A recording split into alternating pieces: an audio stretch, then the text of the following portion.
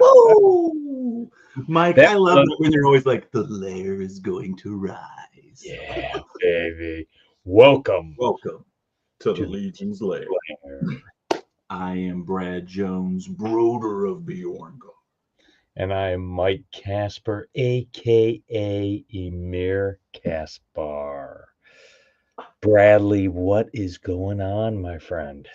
Well, Mike, it has been a long 3 years, but here we are recapping season 3 This is here in the lair. So yeah, there's and that.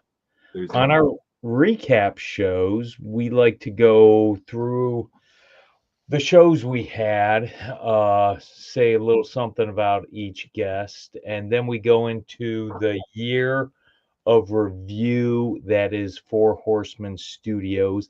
And of course, the Lair could not do an episode without a top five and bottom three.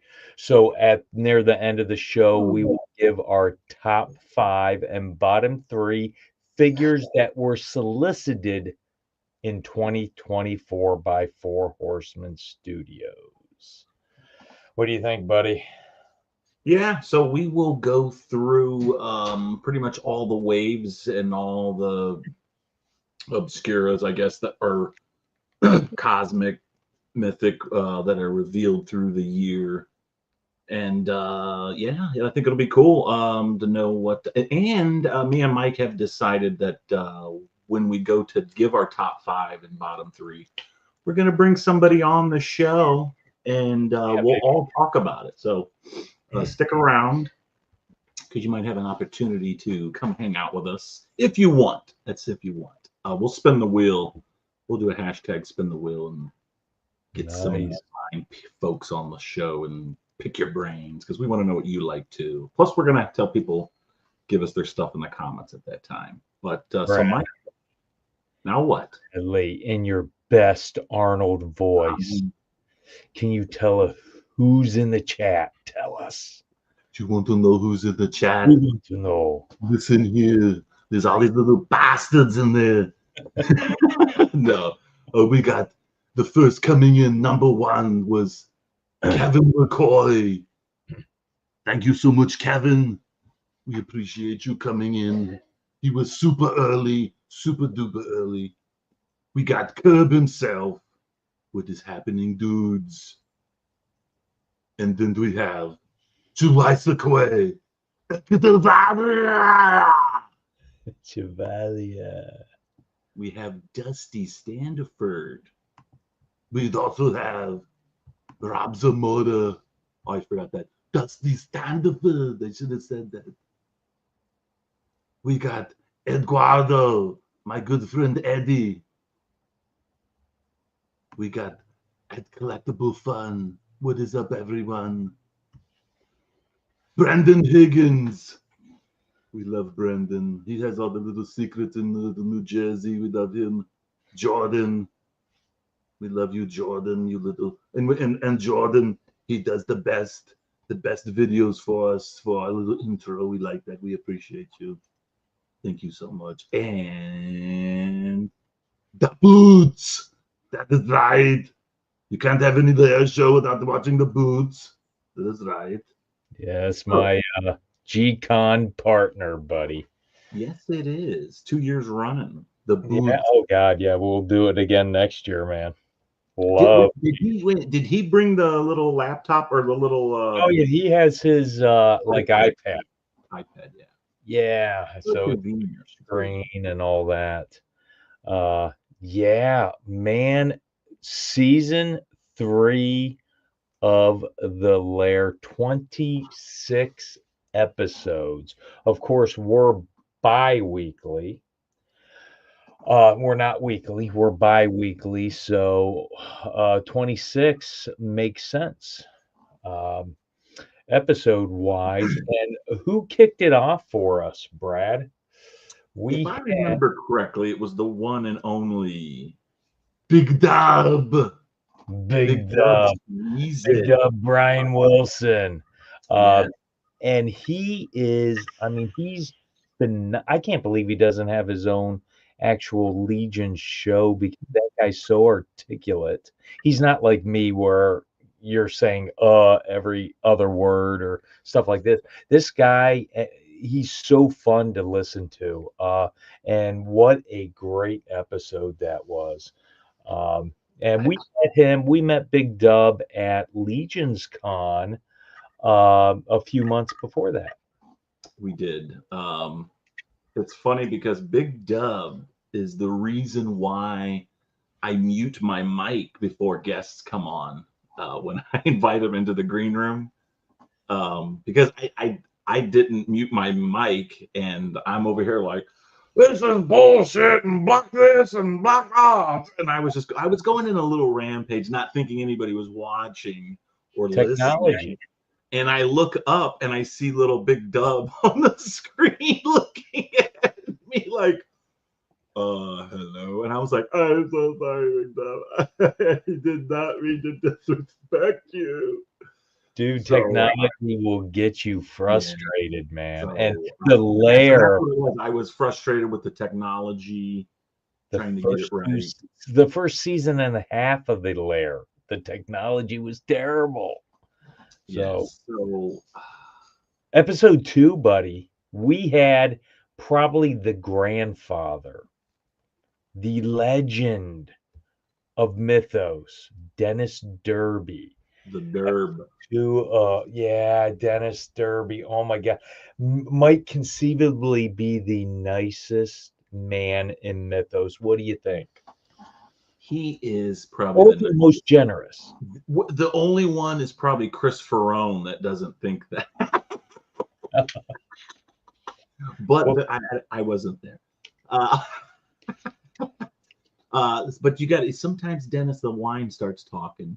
But Dennis is the most generous, and Dennis was the first person to ever share his generosity with me in the community when I got back in 21. Oh, the Delta Gar thing was amazing, giving you a new Delta.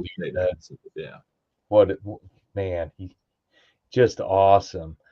Episode 3, Kevin Boots. What we were just talking about it. He is my G-Con buddy. I sit by him every G-Con. We're making that a tradition. I love it. And his photographs. Yes, Kevin. And to think about it, he doesn't get paid. He has to come out of his pocket. I mean, first of all, it's his hobby. He likes to do this. He likes to take pictures of stuff. But then it's so cool that he puts them on these little postcard type pictures and shares them and gives them out at the con. I always thought that was cool. So thank you, Kevin, for that generosity. Absolutely. Episode 4 is Ramirez. This is Ohio hater himself. Yes, he is the Ohio hater. Israel Ramirez. He has said the only 2 things he likes about Ohio is, hold on, you and me. And he loves us. We love him. He laughed though. I always tell that joke where the first time we met him, and he's like, and he takes his laptop and he's like, walks out of the room backwards, like he didn't even want to turn. That was even before he knew we were Ohio people. But yes, is awesome. Sick ass tribute figure. Oh my God, my favorite word. Freaking God. Yep, it was pretty sick. It is him, Scarletros, and of course Ethron. But his bird is just so freaking awesome. And I'm so happy for him with the drop of Basilia and the Sherpenshire Royal Guard, giving like a tribute then to the Mesoamerican culture. Yeah, good friend of the show too. Very good friend. Adam Power. Now, speaking of Ohio, Brad, our next guest, which was episode 5, Christopher Olson, and you are really good friends with Chris because of Neotac. Go ahead. Yeah, Chris. Obviously, we love Chris. In fact, we even have a. I'm pretty sure I have. So I can pull that up here. Can I pull that up here? Can we make that a solo? You're asking the wrong guy.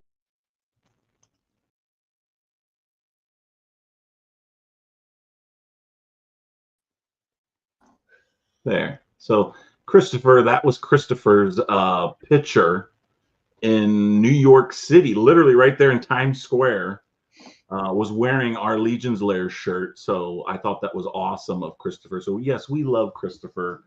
He is the admin of a Northeast Ohio Toys and Collectibles Club. Yes, And and that's where you met him. But you got him introduced to Legions, kind of like I got you. And I guess since I got you introduced to Legions and you got him introduced to Legions, I guess you would be my Padawan and he would be my Grand Padawan. a little bit, I'd like to think I helped, you know, persuade him. He was definitely at one time when I would go to the Neotech meetups, I had my whole table was mythics. You know what I Yeah. mean? And I was sharing the mythic word to everybody at the Neotech. And at first there was only like one other guy, Hal, that had mythics. But I always remember people come over to my table and was like, "Why are your mythics cheaper than his?" And I'm like, "Because I'm like selling them at like retail prices." Or show prices at that point, where I was just, I would go to shows, buy figures, put them on my table, and just sell them. Well, Not really trying to make a whole lot of money, but spread the word. And Christopher was one of those people that obviously came over and bought some at that and time. speaking of shows, he was the head with Jeremy Gerard of doing the very first street team for Fourhorsemen Studios that we were involved with. Yes, And that was the Cleveland Gaming Show Classic. yes, the Um, Cleveland Gaming Classic.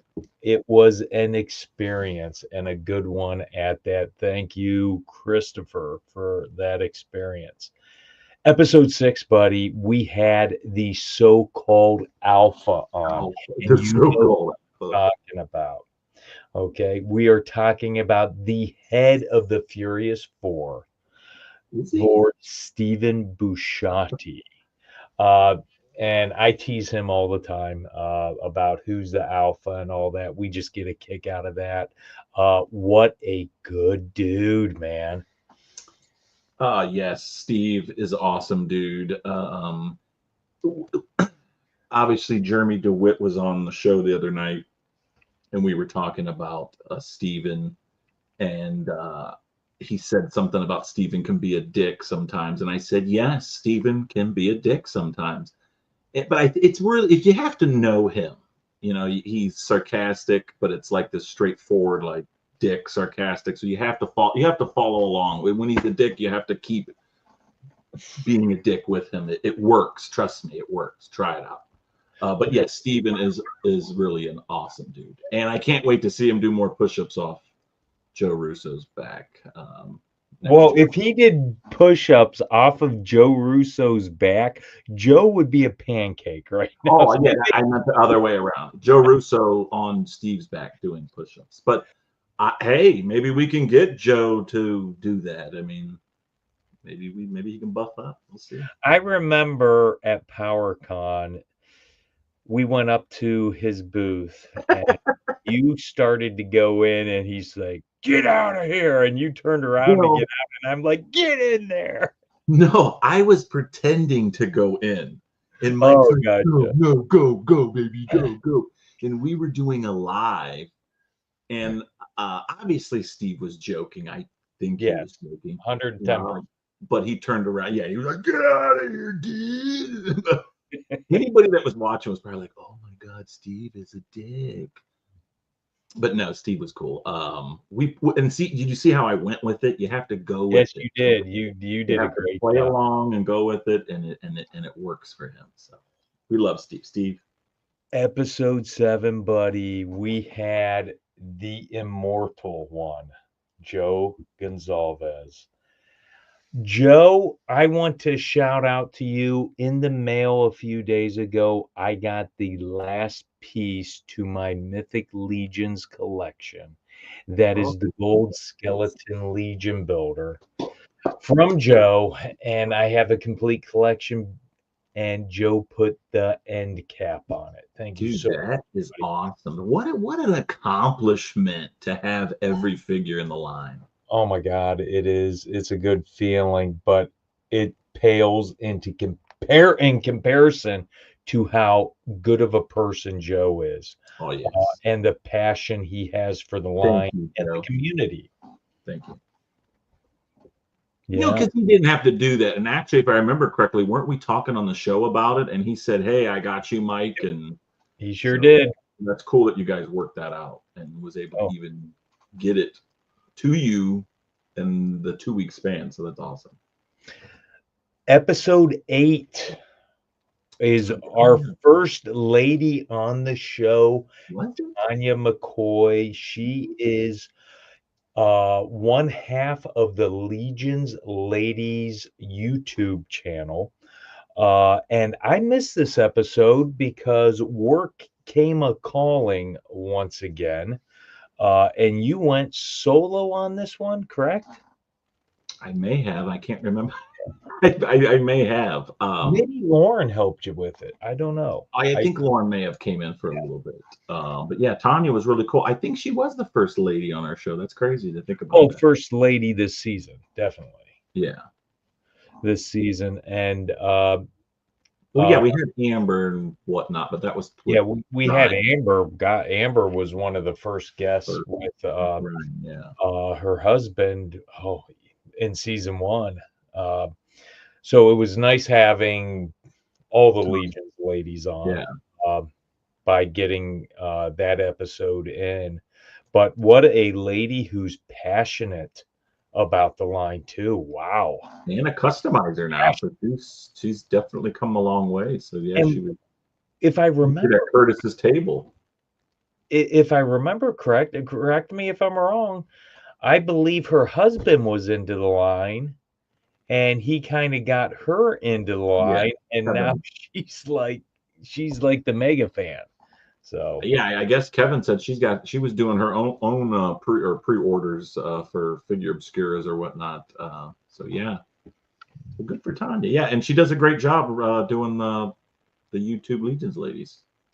yeah, So keep that up. with Amber, yeah. Yes. Uh, so episode 9, Sloatzilla. It's actually stoked. Did we? Maybe I spelled It's stoked. It's Then I stoked. have it spelled wrong. Yeah, and I think you said it to me. That's why I was like, wait a minute, that doesn't.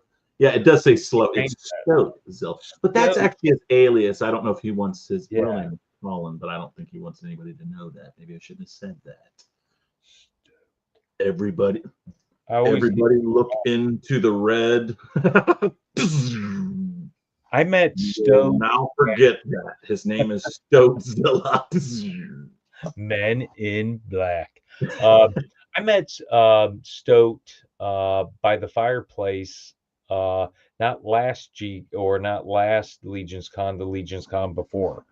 I think it was the day I met him the day before G-Con when we got our tribute figures. Yeah, big cooler, stickers all over it.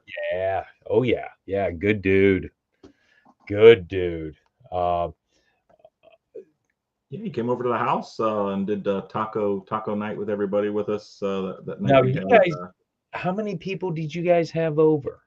It was like 5 or 6. I know. Yeah, Chris Durant, Stowe, Jackie, Yeah. Mitzi. In her piggy costume. No, she didn't bring the Biggie costume. Yeah, Mitzi was there. Let's see. Carlo and Jenny. Was Tristan there? No, Okay. Tristan. What good people. Oh my God. You know what? We got to have Immortal Collections on again. So I'm going to have to see. I don't know. I'm pretty sure Tristan put on that video that Colin made with the Come on, ride the train and ride it. Woo woo. Had 1 million views. Are you kidding me? Like Oh seriously? wow. 1 million views. And it was Damn. Kristen putting down the little roller coaster that went down the Yeah. train at the Dio at Legion's Con. That was crazy. I was like, that is insane. Wow. That's Very. It was a catchy tune, I guess. a You know, I million watched it views. several times, but Wow. yeah, it got quite a bit. I've never seen it, of course. Yeah, I'm I'll have not to send it to you. It's actually cool. It's a good video. cool. Episode 10, the guest prize wheel. This was our very first guest prize wheel. We were trying something new, and I thought it would work really well. What do you think? It did. It worked great. And we did it a couple more times. And it's surprising, you know, to just pull some random person off and get a chance to come on. Yeah, we roll or you do the prize wheel. The people in the feed hashtag it, and whoever it comes up with, we bring them on the show, ask them a few questions, and we go on to the next one.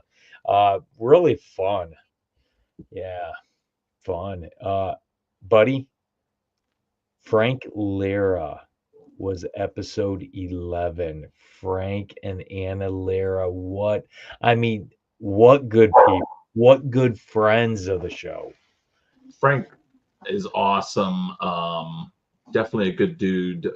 We always hang out with him at Mesquite Con. It sucks. I heard that Frank broke his leg. What? That's what Anna told Lauren. So, Wow. so Frank is resting. She sent a picture of him on the couch resting with the dog. So he's good. But yes, Frank definitely say some prayers for Frank. He gets better. But yeah, poor Frank and his broken knee. Did I say? Yeah, I said leg. Broken knee. So actually, that's actually worse.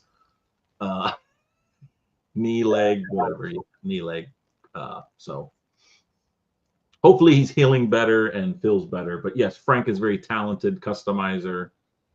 He shared a table this year at Legion's Con. You could have saw him at with Eric LeBron, Late Night LeBron. He had a little. He did, and he is a fantastic customizer.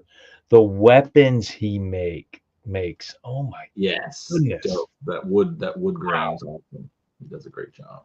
So damn good. And we saw them both. We went out to dinner with them at Yes. Statue Con, and of course, they would not let us pay. What just wonderful people. Yes. Wonderful people. I can't say enough good about them. Episode 12, Steve-O Bang. The I'm trying to think here. The Vamp group. Why am I not the Brood? The Brood. Steve-O, good dude. So same thing. He came down to Statue Con, hung out with us, and had a good time. And of course, I think Steve-O brought his son. I think to Legion's Con this year. I seen him walking around. So definitely cool to see him bring his son and do a little family event there. Very passionate about the line, man. Yes, he's a good dude. And he made Statue Con for us very fun because they're both stayed and hung out, bullshitted with us, and talked. Yeah, definitely enriched our Statue Con big time. Yes. So we can't thank him enough for that. Just good dude. Dude, episode 13. Usually 13's an unlucky number. But in this case, we had Chris James on and his many voices to battle your voices. And what a hilarious episode. He does a very good Mickey. Ha ha, hey Mickey, ha ha. And yeah, he's Elmo. Elmo. So he's very talented guy. Of course, he did the Pop and Swap meetup at Legion's Con this year, which was 2 years in a row success. Very much so. Yep. Chris motherfucking James was killing it this year.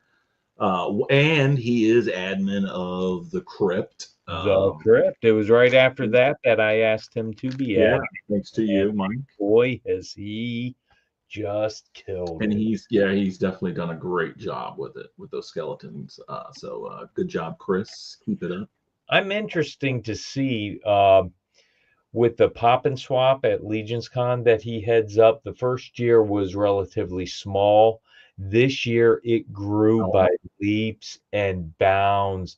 I'm interested to see how much bigger it is next year because This year people had tables. I feel like last year it was all like a lot of like people were at counters or they were around like huddled around. I mean, they were almost like Indian style, if I remember like last year. This year it was definitely like more of a swap meet. You're literally going down. People would have a table with all their fodder spread out, so it was definitely great. It was cool. yeah. Hey, look, we were just talking about you. We were. Is that an ear? I almost thought that was an ear. Go Buckeyes. Is he flipping us off? Oh no, he's waving hi. Okay, I had to see what emoji. Flipping us off. Episode 14, Chris Durant. What a good friend of the show, man. And what a good dude. Yeah. I love this dude. And like I said, he got to right after that, he got to come like a month or so later, he got to come hang out with us at the house here. Yes, good dude. Met him in 22, I believe, in the lobby at Legion's Con. And long time fan of the show, so he always likes to stop in and hang out. So we appreciate you, Chris. Definitely good friend. I remember we sat together at the trivia contest. Not this Legion's Con, the last Legion's Cons that we were in. And they asked all the bullshit questions. I mean, Jeopardy. You're talking about the Jeopardy, yeah. The Jeopardy. They asked the questions that we had no idea what the questions were or answers were. But I remember he left there without his hat, so I grabbed it for him, and I was holding on to that hat. It had to have been 2, 3, 4 hours before I ran into him again to give it back to him. It was his ball cap. He was probably over there like, look, Mike's got my hat. I'm not saying nothing to him. He's probably going to wear it. Oh, no. It's all good. It's all good. Episode 15, buddy. Oh, my God. Talk about all heart. This Jawisa Clay at Kavaria. Dude, this guy. Oh, my God. He is a handful, man. I love talking to this guy, man.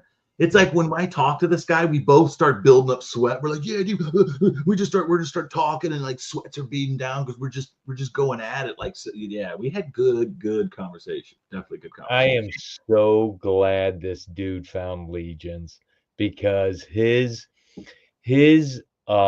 excitement for the line is infectious. Yeah, he's got some good pat. Yeah, infectious. Yes.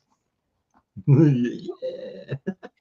Sure. Episode 16, we have Bull collects Kent Massinger. Yeah, what a good dude. You and I sat with him when we ate dinner with Big Dub, Toy Bro. Not this last Legion's Con, the Legion's Con before. Yeah. First night we were there. And him and Dub, they're like a 1-2 punch when it comes to this media reviewing cons and stuff like that. Just a 1-2 punch. Good dudes. And Kent has really embraced in the last year the Purple Gang, the community. I mean, just doing big things, man. Big things. Yeah, Kent is definitely. I mean, it's got 10,000 or 11,000 subscribers. I mean, they count on Kent to do his They need that content. So Kent, keep that up, keep it going. We appreciate you, and he's a big supporter of the show, and we also love him for that as well. Absolutely, man. I couldn't get the link to go on the thing, and before I could fix it, he had already commented in the link, and I'm like, dude, this guy. Love this guy. Like I put it up there, but it didn't highlight. I don't know why it didn't, but I must That's a dude who has I experience know. with this YouTube stuff, man. So he came right in and was like, "Oh yeah, here's the link to get right to it." And I'm like, "This guy, God, I love this guy."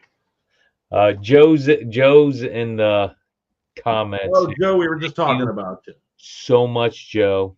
Episode Gold 7. Skeleton is in the collection, my friend. You did it. You ended my search for the Legion's line. It is now complete. Thank you. Thank you so much, my friend.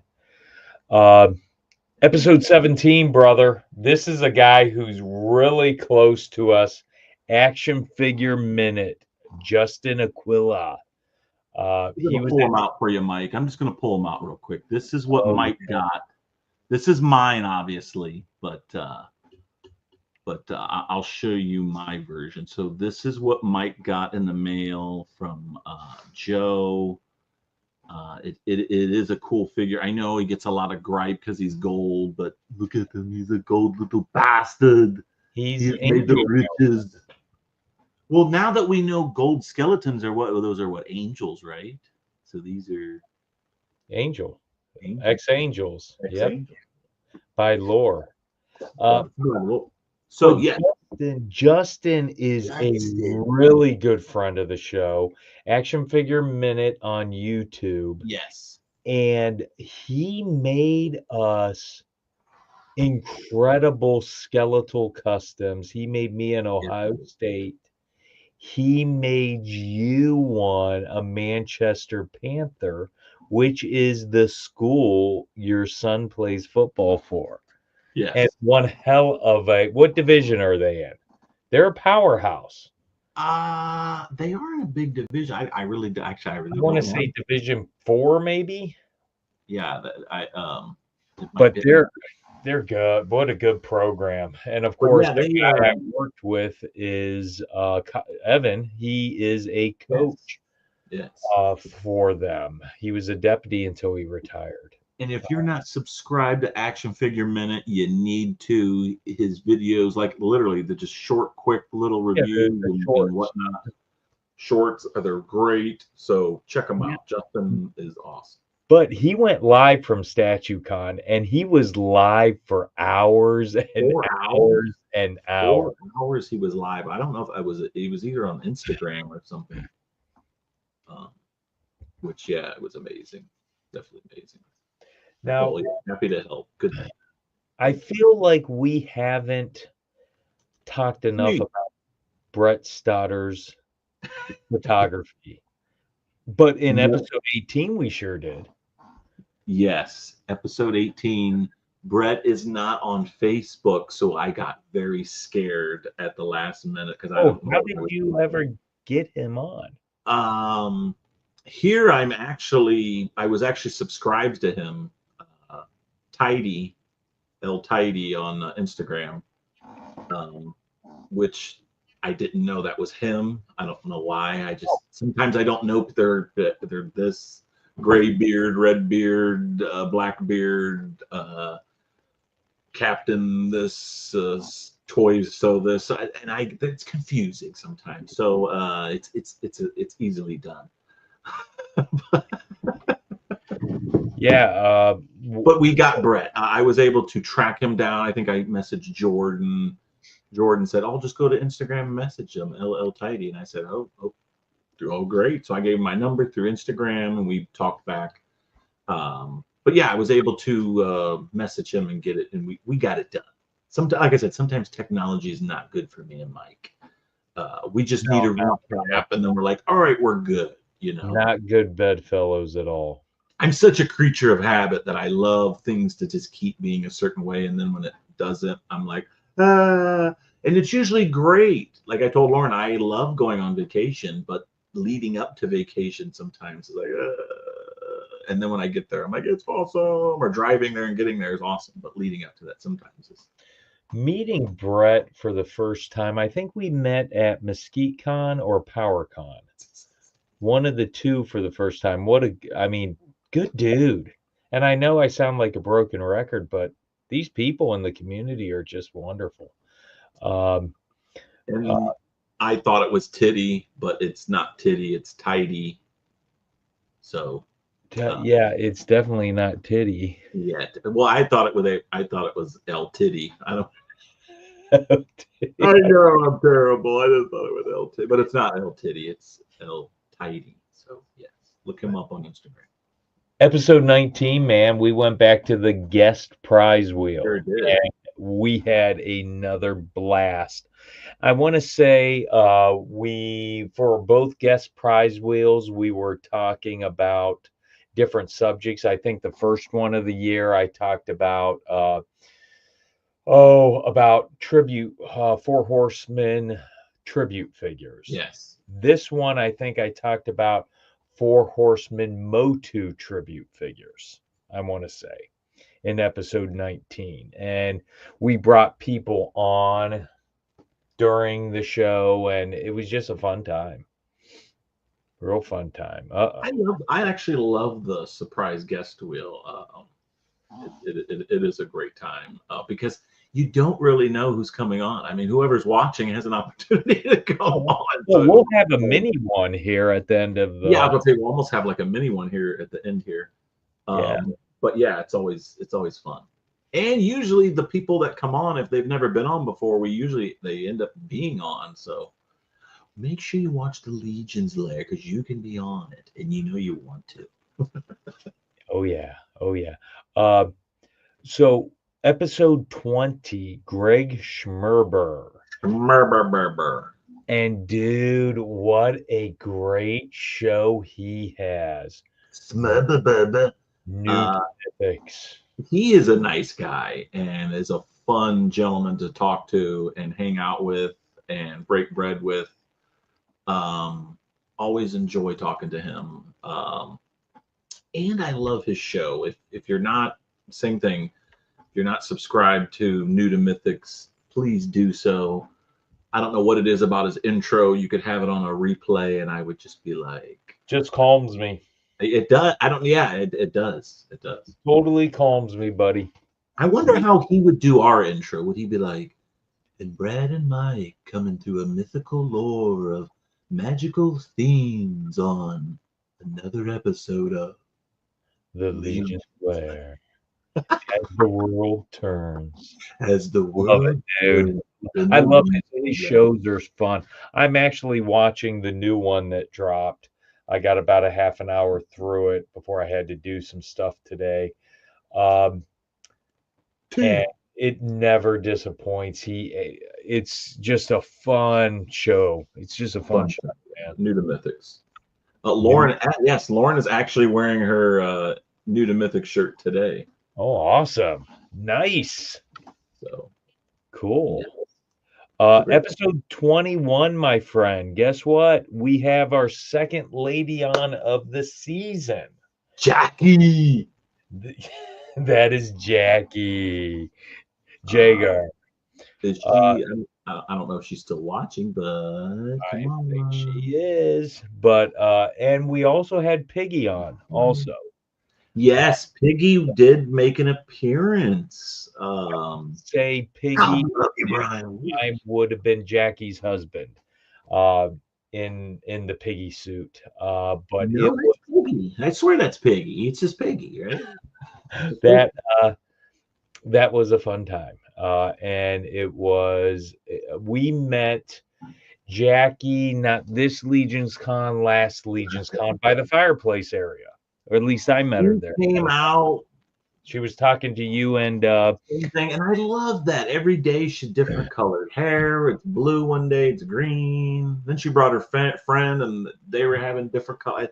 She definitely is the life of the party, and definitely keeps it going. And we appreciate her for that. And I love how she does all her action figures with the little doll hairs and the whatnots, and so yeah, she's definitely a fun time, and we appreciate her. And if we didn't get her knighted, she will be knighted. She says, "Hey, you." Now I will say this too. Pinky the Pig is special to me. And I don't know if it's because the actual Pinky the Pig face literally looks like the advertisement for the Randolph Fair. Oh, no kidding.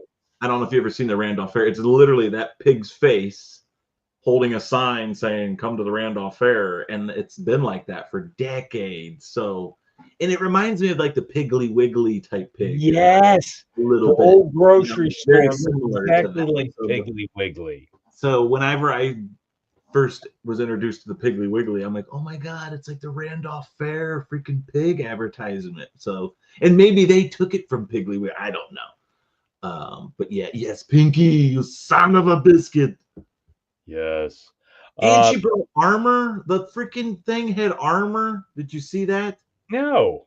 She was cosplay. Pinky was cosplaying. Had the freaking Armor she came on out it. of the fireplace and had armor all over it. And I did not see that that. was very intelligent there. Yeah.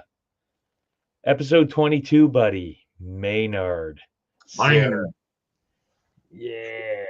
The Rust King himself. He was at StatueCon, good friend of ours. What a good show, man. Well, speaking of Maynard, he commented on the Legion's Lair Facebook site today, and I think his words were, "We need to see more of Mike and less of Brad."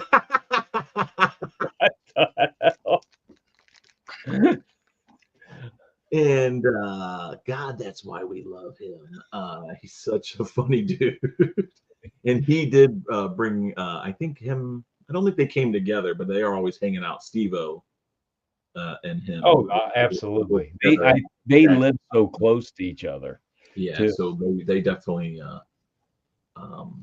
were a bundle of joy while we were in the midst of statues at St. Joseph, Michigan this year.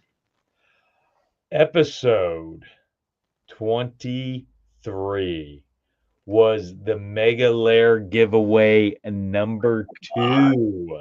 Jesus. Number 2, right before Legion's Con, and we gave away how many figures, Brad? We gave away 22 figures. 22. How many did me and Mike had? Well, we had 19 figures, me and Mike, and then we had the Crash Box build your own pillar set. But then Carlo came in, surprised us, not planned at all, literally showed up with 2 figures and gave away, which one of them I thought was a scammer.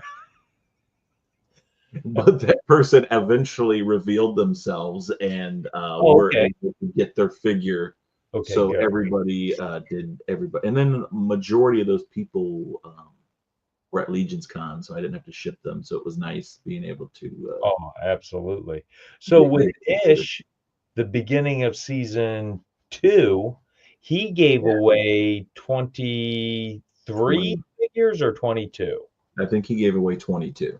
22. So because I think we tied Ish for the most figures. Both Mega Lair giveaways were 22 figure giveaways. Hard to believe. I mean, think about it. Just those 2 giveaways, that's 44 figures that we pretty much gave away just in those 2.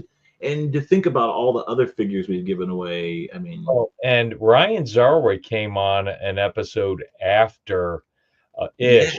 The second episode of season 2 and gave away 7 or 8 figures. Yes. Eric LeBron started that trend, I think. Oh, and he gave away 5 figures. And we don't ask our guests to do that. That was just something that they don't. And they like I said, we don't ask them. They don't have to. Nobody has to. Yeah. It's just something that they did that was really cool. So we appreciate them. So if you count all those, what our guests gave away and what we've given away, I mean, we're way over. It's a lot. But we like to do that every once in a while. Something like that. And it just so happened the Mega Lair giveaway 2 with what we did at StatueCon worked out to where we could do it. So we were glad to do that for the community. We work for the community. We worked for the Horsemen to work for the community. That's Well, they say all you have to do is get a figure into a collector's hand, a Mythic Legions figure into a collector's hand, and it's over. A lot of people do not want to get into the line because it's so big and they don't want anything else to collect. So they refuse to buy one. But if you give them a free one, they're done. It's a bittersweet time for them because they are going to switch lines to the best action figures made today. We've seen that. Episode 24, buddy.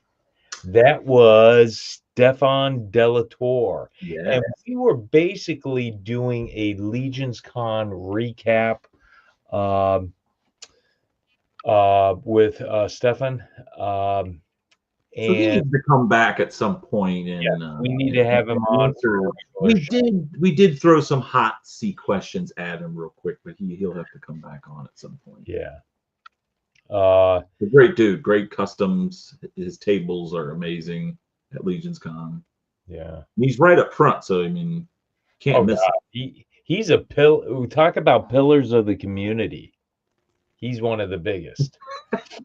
So I still haven't picked up a single Mythical Legion figure. Can you guys send me one to see if I you missed Rob, the mega giveaway, Rob. Rob, for you, I will. I met Rob. God, I met Rob in the lobby this Legions Con, and he gave you and I a shirt. Thank you so much, Rob. I don't know where he went. He literally is like, we're in the hallway somewhere, and he's like, yeah, I'll be right back. And like walked around the corner, and then like came back and was like, here, I have shirts. And I'm like, whoa. Yeah. And yeah, they're awesome shirts. I love that shirt. I actually got a compliment on it. Somebody like, they don't even know what it is at the bank. They're like, I love your shirt. And I'm like, you don't even know what it is, but that's so cool that you like it. I mean, because it is. Oh yeah. I'm new to Mythic. Episode 25, Joe Russo. We got the one and only Tom Cruise of Mythos. The Tom Cruise of Mythos, my friend. Also, Osif of the Golden Spear. He wore a t-shirt, so he was unable to undo the couple unbuttons. So we were a little disappointed there, but that's okay. Because any time with Joe Russo is a fun time. He's another great dude. Keeps the party going, lively, very witty. And me and him were just cracking the jokes, just busting them out. I should have recorded us. So we could have played it later and seen if we were actually funny or not. Well, I did watch. I very rarely watch the episodes again. Just I don't have a lot of time. When I retire, I will watch the episodes again. In fact, the episodes this year I missed because of work. I haven't caught yet. And I've got to rectify that situation. I've got to see those. Oh my God, Jackie tracked Rob down at Legions Con like a true stalker. She did it. And if I do remember, it was because of me. Rob walked by. And I said, hey, I knew that was Rob. And I was like, hey, Rob. And he gives me one of those little ribbons to put on your, attendee badge. And it was a cool, dude, that El Spooky Zorro is a cool little symbol, so it's definitely catchy. In the logo, the orange like that and with the black, it's really cool. So Jackie seeing it, she's like, "What? I need that one." And I'm like, she's like, I don't have that one. Where did you get that one? I'm like, oh, that's Rob Zamora. And she literally like, I will get it. She did. So good. Glad she did. I'm glad I can help. Dude, that brings us to episode 26, which is tonight. And we are recapping season 3 of the Legion's Lair. But right now, we are going to recap the year the Four Horsemen had. And in order to do that, I got to go to my notes here, Oh and my we're going to do it by month. So that's January, buddy, better. January of 2024. Yeah, completely. It was a big month for us because our pre-order, the Rising Suns pre-order, was ending. And of course, that is the pre-order that Broder of Bjorngar and Scapular 2 came out in. Both tribute figures to us here at the Legion's Lair. And now This guy. we're not going to consider these, even though they were still being solicited in 2024. We're not going to count these because the majority of the pre-order was in 2023. And we recapped those last year. I think Yes. so. Those were our picks for last. Some of those were in our picks Yeah. last year. So, But you know what my favorite thing about this whole wave is? I have 3 favorite things. Of what is course, Atlas and Scapular. I mean, they're badass. But your titty pulls are fucking amazing, buddy. Let's They look at are, it. and I'm putting them right on Neve. I'm telling you, I'm gonna make that pop and swap. This guy is beautiful though. Look at him. He is nice. Oh yeah. Beautiful. Look at that right there. Look at that little Viking. Yes, and he only has one booby there. Run the boob there. They don't look that bad over here, but yeah. I mean, I guess you could cut those off. I mean, or Okay, well, let me ask you this. What head are you putting on him? I don't really. I mean, I like this head, but I definitely like the original Broder head. Okay, cool. He'll be the Broder head. Of course, I'm gonna have an army of these. So yes, you will. You will. You're gonna be going up and buying a ton at each Legion's Con. yes. I have a feeling. Yes, yeah, and that's what'll be fun about it. And we even talked about that, just showing up at these events and buying yourself.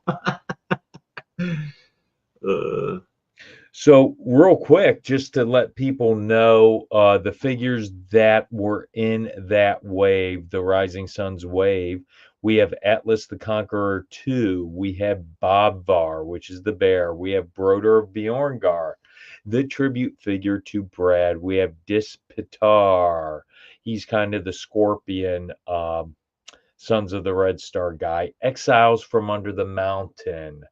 These were tributes, the Dwarf 2-pack, to many of the Dwarf admins in a Kings Under the Mountain Legion's Dwarf group. Kevin, Chris. Manisha Cinderhorn, which would be the daughter of Malachi Cinderhorn, the Shadow Elf King. Neve, Regarion, which we were looking for Regarion for some time. Yeah.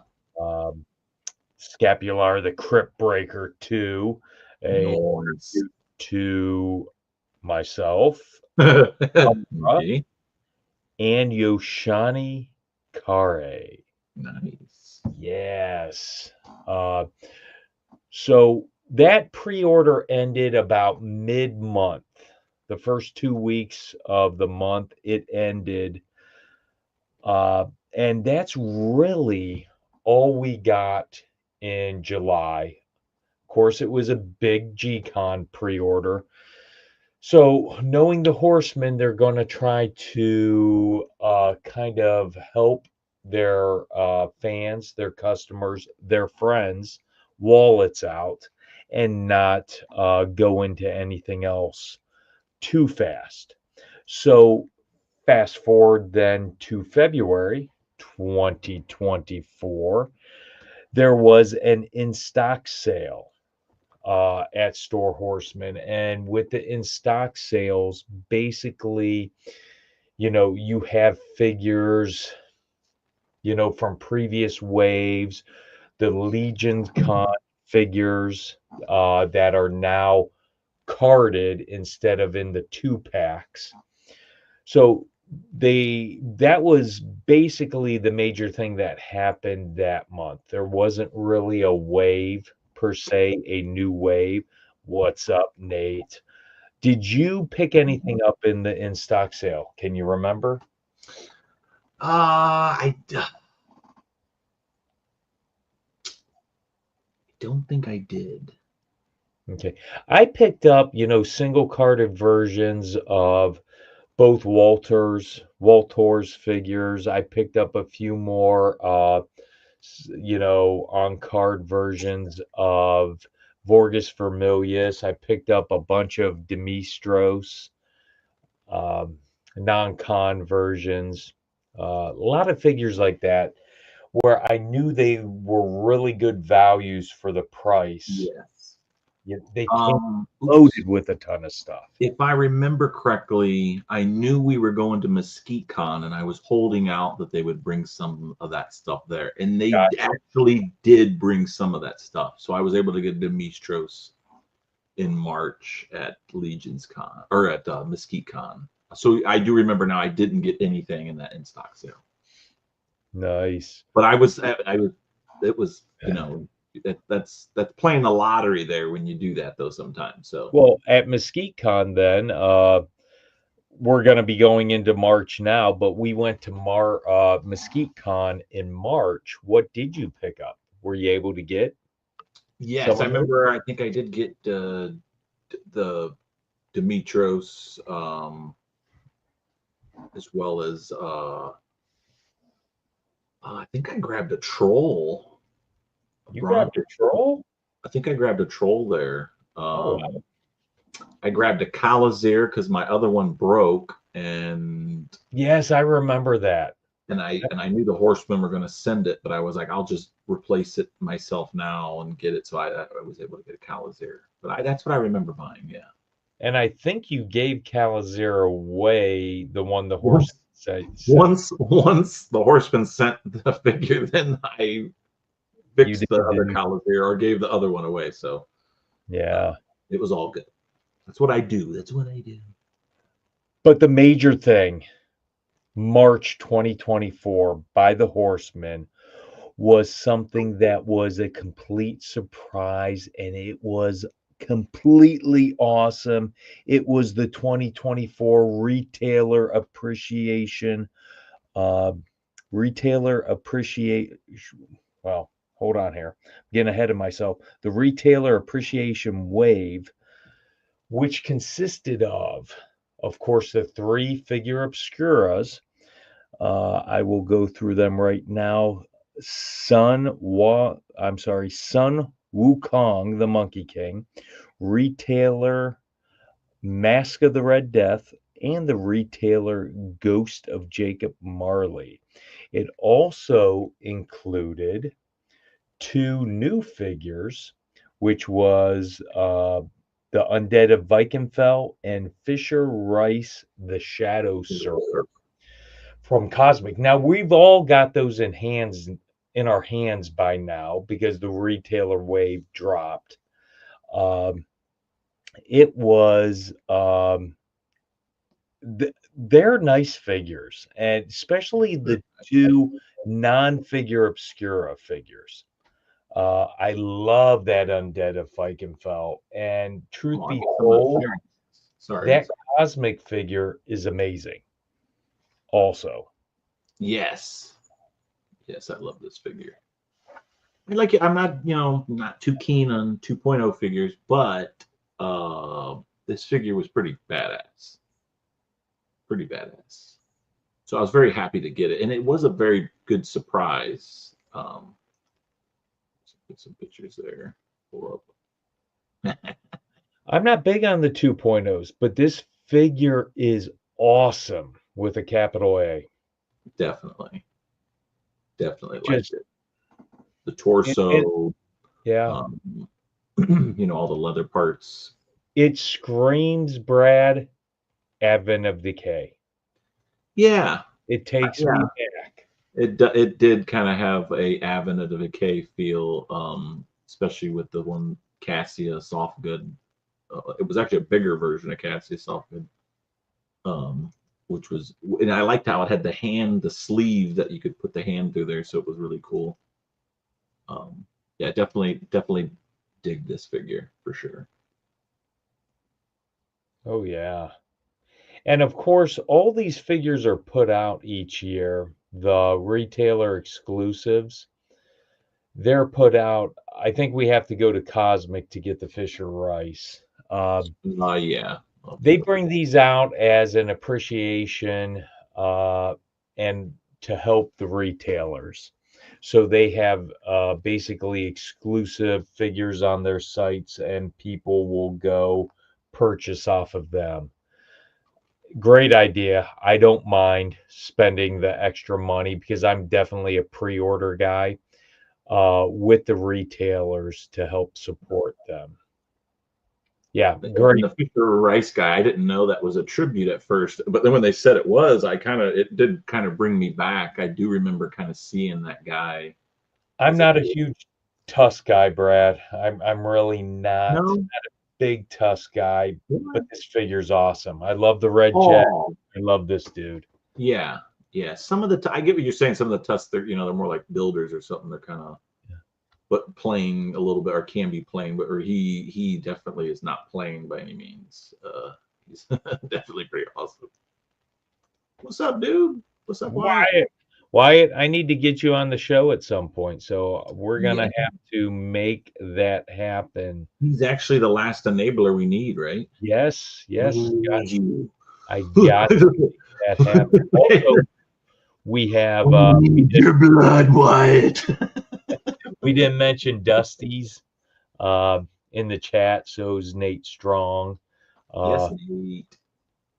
so And uh, going on oh, to, we're going to move into March. Now, I was confused earlier. I said the retailer wave was a huge surprise and completely awesome. I was mistaken. This is the month. Okay, March was the month. I'm sorry, not March. April was the month that the mystery boxes were dropped. And this was the big surprise. Totally amazing.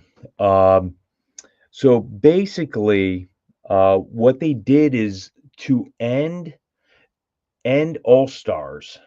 They came out with mystery boxes with a bunch of reissued older figures and some warehouse finds for people to get. You ordered them, you got 4 figures each box, and you see what you got.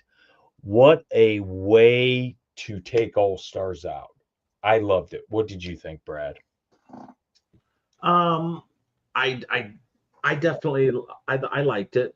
Um, the version 2 figures are, obviously kick ass, and what they produced so far, version 2, you know, exceeds version 1's normally. And then you see version 1's actually decrease in value. So I'm happy for this. That the only thing I liked about the All Stars was obviously voting and the campaigning was fun, Love but that. but like we were at Legion's Con, and they're like basically told us we're getting Otho version 2 and Etheron version 2, and that's all you had to say. You just had to say those are coming, and I'm happy. So no, yeah, that was definitely cool. So, do you think that getting rid of the All Stars, do you think maybe they'll have us vote on version 2s or not? So, what I mean It is, could be, uh, that would be still cool because then you would still have the fans voting and you would still have the campaigning, So which still was big. I mean, I don't know about the admins, but I mean, it was fun. it was I would have to ask some of the admins what a lot of fun. what because they have to monitor that. So to me that would be fun to wake up and see these people. And I get it, people can push stuff, but I mean, the best. I don't know why when I think of the campaigning, I always think of that OSHA one where the guys literally got the guy in a tow motor, like the scaled tow motor. And it was like, would OSHA approve of Belphegor getting a vote or something, or whatever it was. It was just something that, like, I just loved that. It was cool.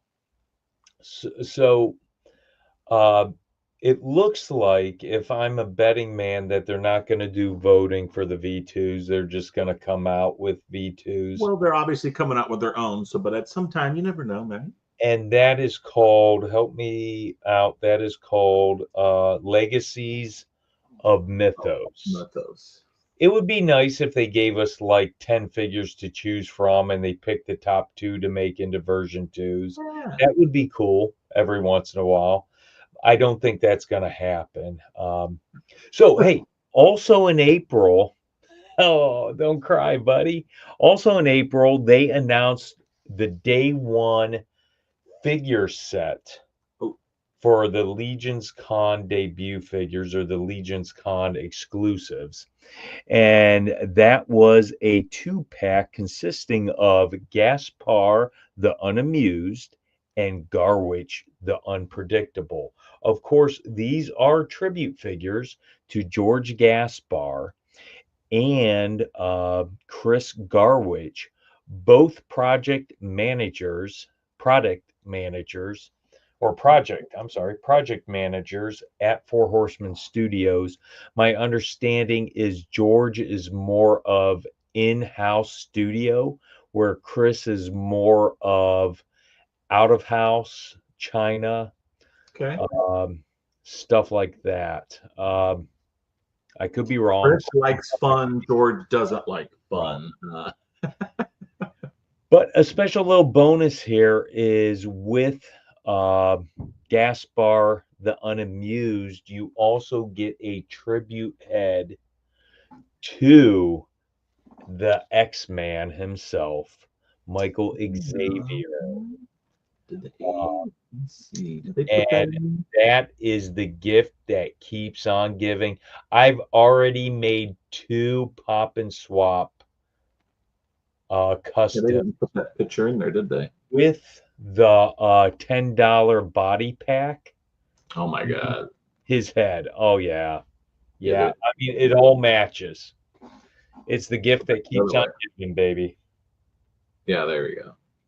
Well, that isn't his head is No, that's the other. That's the yeah, other. that's the dwarf. I made him But then it came with these legs and those. That body, the $10 body works perfect with that. Nunchucks. yes. Garbage playing with toys. I would have to say that I would have to say this is my I like this figure better than the Garwich figure. Really? Okay. Yes. But the Garwich figure is awesome, and it does come with the Atlas head, which I made into a Mo2 Wondar figure. Yes, I did see that. That was cool. Oh yeah, here we go. Here you go. Yeah. Yeah.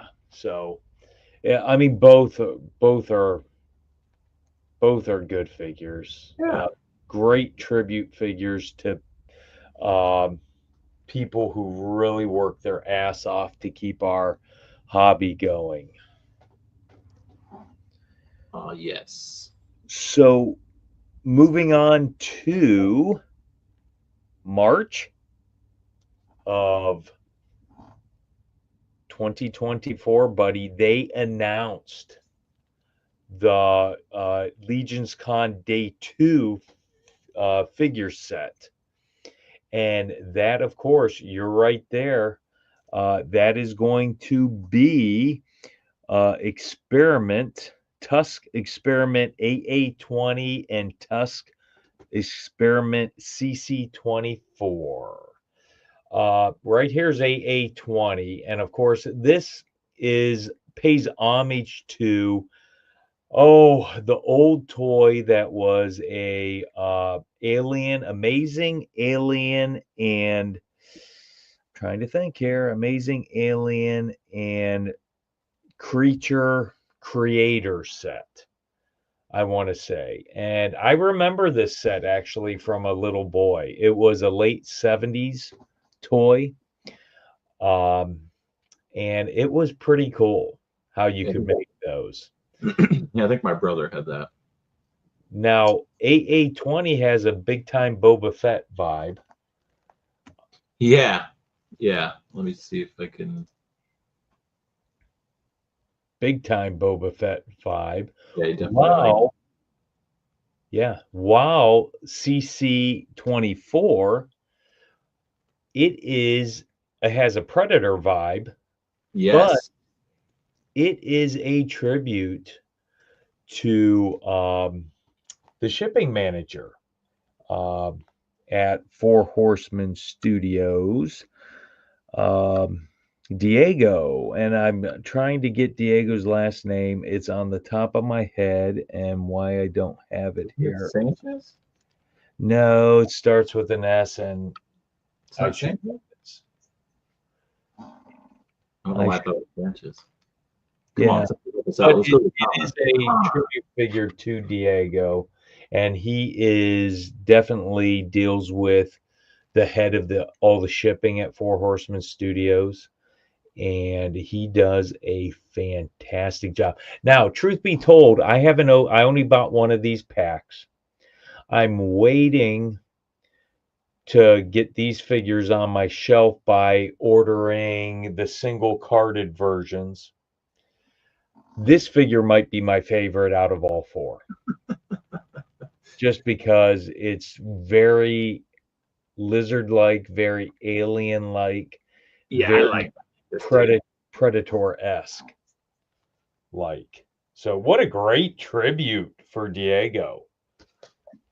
I definitely like this one. That's for sure. Yeah. And Diego's cool. I like Diego. Oh yeah, man. Writing something down. Sorry, I was multitasking. So Diego Sanchez de la Mancha. What's that? That's what Curb says. Okay. Diego Sanchez de la Mancha. Okay. I believe you, Curb. I believe you. Not just because I said it was Sanchez, but just because I believe. We also had our first Figura Obscura drop of the year this month. That month being March, and that was the Egyptian gods.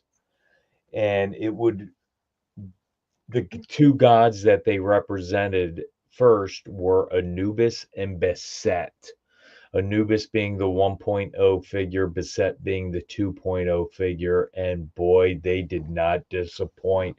The one thing about Figure Obscura, Brad, is they come packed with plenty of Dio type accessories. Let's see, they might show the accessory. Oh yeah, I don't know if these are all. Dude, there's 21 of them. Holy Moses, Trevor. It's killing it here. There we go. Yeah, just loaded to the hilt. Quite a bit of stuff here, and if I do believe this, doesn't this open up? Yeah, you can store something in it. Yeah, that's what I thought. And you could little relics, and you can take the jackal off and just have the I don't know what you would call it, the case there. Yeah, and then there's the stuff. Their little They're the tonic jars, or help me out, someone. The jars with the organs. Why am I not remembering those names? Oh, over here. Yes, yes. God, so much detail on Yeah. those things. Just wonderful, man. Now, I mean, obviously, I had the Gothotropolis, Anubis, Scarabus. Yeah, And yeah, I basically got rid of that figure because I have this now, and so there's that. His name is his name is Diego San Carmen. Diego San Carmen. Francisco Bader. All I know is he has one hell of a tribute figure. Herb is killing it tonight. Canopic jars. I was close. I was close. Curb to the rescue. Thank you, you little sexy goblin. I know you love listening to the little goblins. They're so smart. Yes, and I will have one of you on my shelf if I ever can get my hands on more goblin 2-packs. Now, here is a fan who's been listening since day one this season, baby. Be careful with this one on the can. That's right, Thomas. Yeah, I don't want to lose another hand. I don't. Thomas must have been listening to the story when this came out and you had received it, if I remember correctly, because wasn't it Basette's hand that went falling into No, it was Anubis. Oh, was it a new? I think it was it was one of the two. I don't know. Anyways, they came flying out. It was a bad time. Not good. Not good. And I wasn't about to go after what I ate. I wasn't about to go looking for it. God, the photography. Oh my God. I mean, I can't say enough about Trevor's photography and Nate's box art. Now, oh my God. There was somebody on the Cabal today. It was either today or yesterday, and they said, "How do I display, or how are people displaying their Ghost of Christmas Past figure?" And it was funny. Well, it's funny because I didn't really think about how I was going to display mine until I went to go open the box, and I'm like, "How am I going to display her?" And what do I do normally? I just copy Trevor. That's what I do. I just copy Trevor stuff. So I just went into Source Horsemen and I looked up, Ghost of Christmas Past, and I just looked up one of Trevor's poses, and it was just a simple pose, and it's just one of them, like she's got this in this hand and looking like that. And I said, that's how I want it, So, it's Diego Sendin, if I'm pronouncing it right. Adam Power got it right because I remember that. Hold on here. Diego Sendin. Yes. Explora Primo. God is to the rescue there, buddy. He knows his stuff. Well, I mean, those are his peoples. Dude. Of course he's gonna know his peoples. Now June, buddy. We move into June and we have our first pre-order of I'm sorry, we have our first wave of the year. And that is going to be the Ashes of Agbendor. And of course, it was on Store Horsemen for pre-order. The figures in this wave, I'm going to wait until you pull it up, are as a Spiritbender 2. So we get a V2 right off the bat. Frost Ogre, Gold Skeleton 2. Osif of the Golden Spear, which is a tribute figure to Joe Russo. We have Kai Pacha. And Kai Pacha has a tribute head to Noah Pratt. It is the blue head. Yep. There. So I am definitely going to be popping and swapping with that head so I can have a Noah on my shelf. No doubt. The Shadow Centaur, the Blue Shield, the why can't Malignant. I say this word? The malignance. Why can't I say it, dude? You're doing it, Travis. I You're am. doing The it, Travis. the malignancy of Gabalo. And of course, I'm sorry, Curb. I really screwed that one up, buddy. I am so sorry. Look, Curb's right back there in the corner. Yeah. Look at Yes, him. and I want to say, of course, that's Mock. And right, which one? Oh God, because they only have three there. Which one is the one in between them, right here? Who's that a tribute to? This one? Yes, So wait, you're saying this is Mac? yeah, that's Mock. Yeah, I thought that was Mac. That's Curb. No, that's Mock. That's Mac. Help us out, Curb. Is this one? Oh God, The should Mega Dance. I should know this. Johnson? Is it Johnson? The Mega Nancys. Oh, Oh, Peter is included. That's Dobin. That's dope. I was thinking that was Pete. So yeah. What a great man. What a great back. Oh my God, that's fucking. Yeah. Oh, you guys are awesome. Has our back here. He has our back. And we have Shui, the wizard. Let me go back. Oh yeah. There, he's way down there. Shui. So I got to tell you, Brad, what did you think of this wave?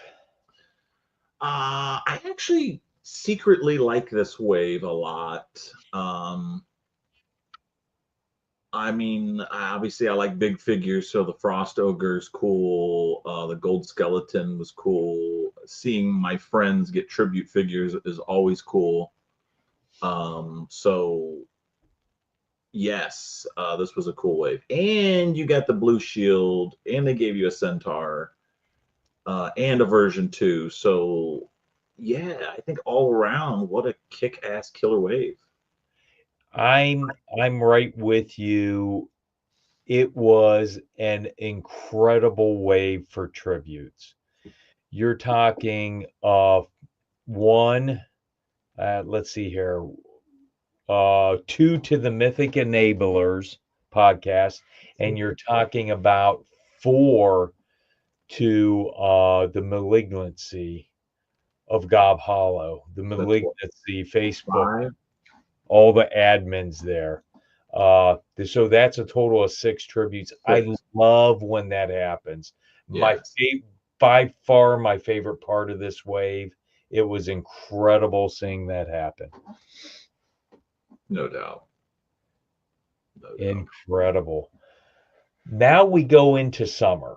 We go into July, my friend. And in July, it was announced that we are going to have a summer of Cosmerium, or Cosmerium.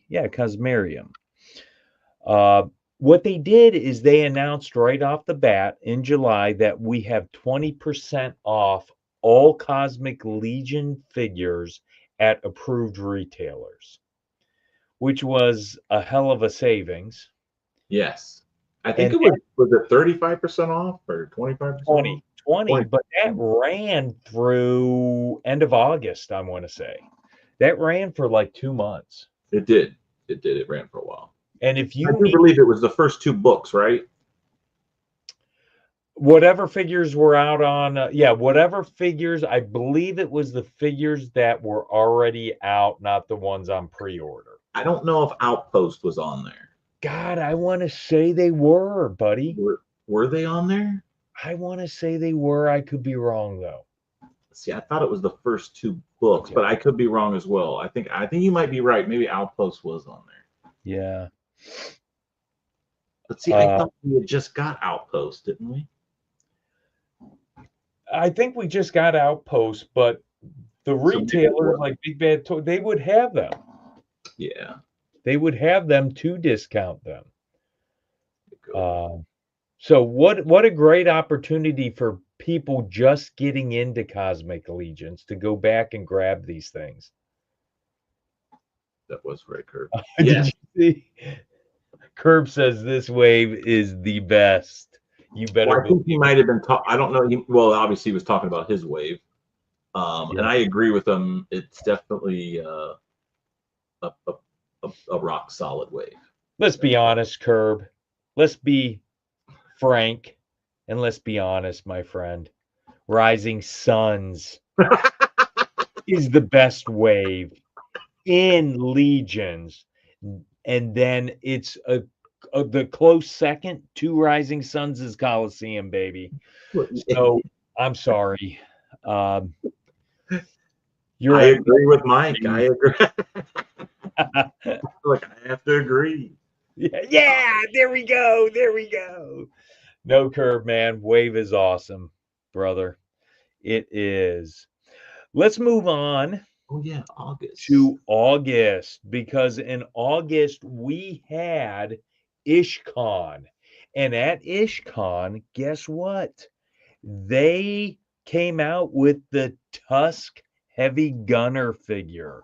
It was a debut drop at that con. And of course, this is a tribute figure to our good friend Ishwar. And he runs he has a retailer, an approved retailer, Ish R Us. So yeah, what a great figure. And Ish said, "Nah, this isn't a tribute figure to me." Yes, it is, Ish. Your name's all over the bio because of the con. Also, buddy, at IshCon, yeah, what a great figure. At IshCon that month, they had a Cosmic Legion Wave pre-order start reveal. Yeah. And that wave is Ox Crew Book 2, The Harrow Zone. And the figures that are included in this wave are Akcha, Anthopheles, which is a tribute figure to David Williams. He made the wonderful Buzz Off tribute figure that the Horsemen absolutely fell in love with, and they said, "We are going to use this." They did, and this is a tribute, and the first tribute to a fan who directly made because of a custom. So exciting stuff. Let's see. Bungie, Hylor Kryn, Jobara Key, Cog, the Thoraxian Hunter, and they also, that ends that wave. What did you, before we go on to the last figure they revealed this month, what did you think of that wave, Brad? Obviously, once again, watching my friends get tribute figures was awesome. So seeing David Williams get his Anthopheles figure was great. It's definitely one of my top figures.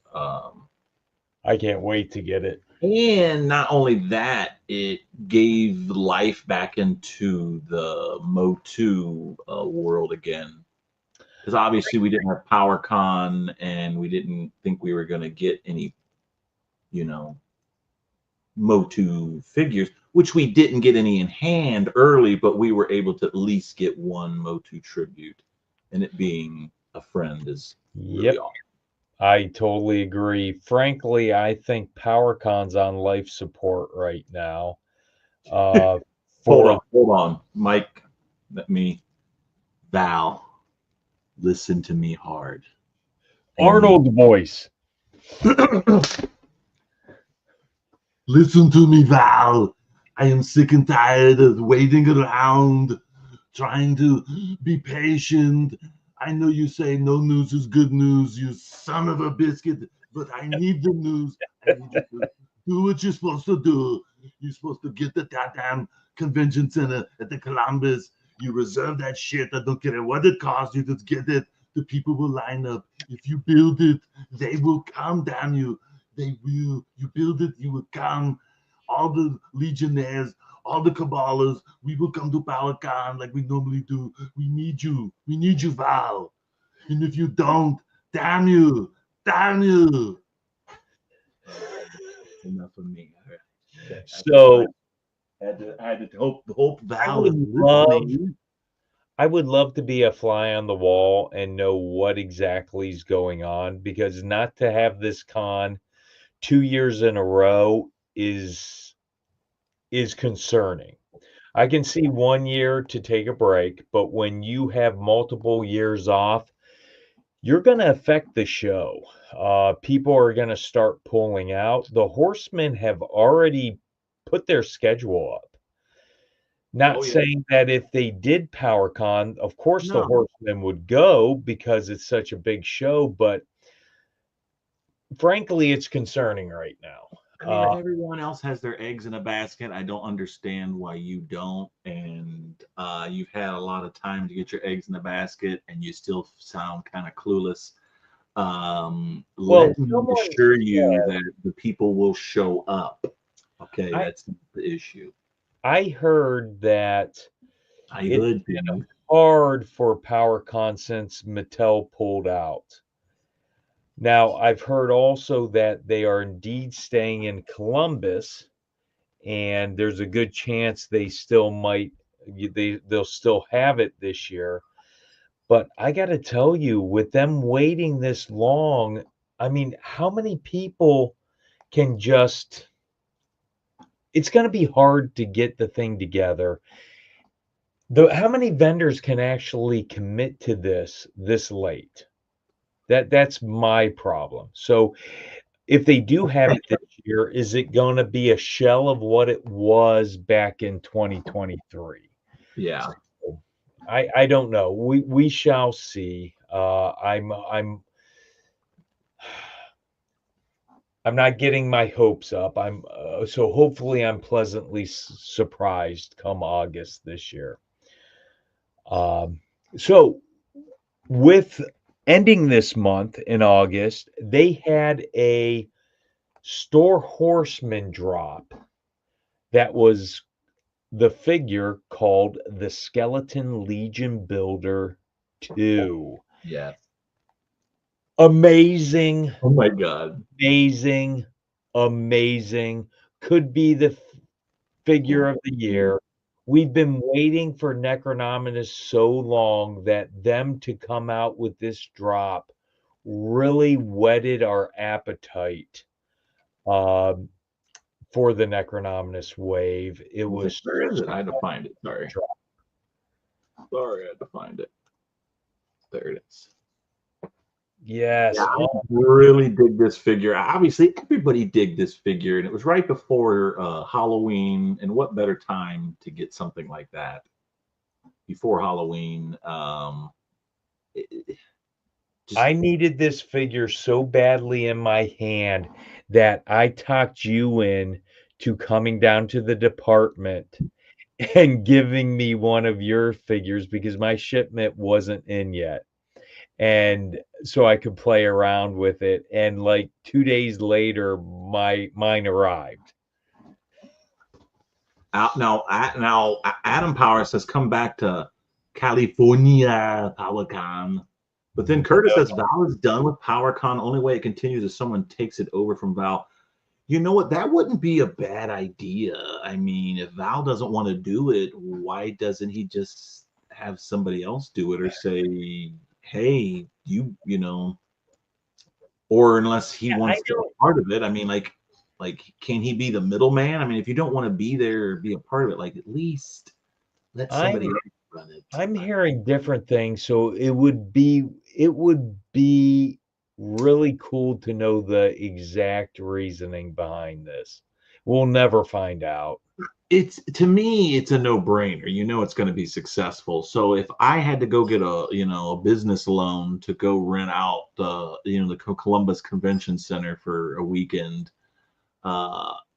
like I think I would get my money back at the end of the weekend once everybody comes and buys their tickets and whatnot. So I think to me it's a no-brainer. It really is. It's a no-brainer. Like when you see that line and all those people, it'd be different if you showed up and it was a ghost town. It was just a desolate, crappy con. But like for it to be pretty successful con, I feel like every year it makes no sense, none whatsoever. Yeah, That's right, maybe Jack. we'll get it this August. We don't know. So that ends August 2024 for the Horsemen.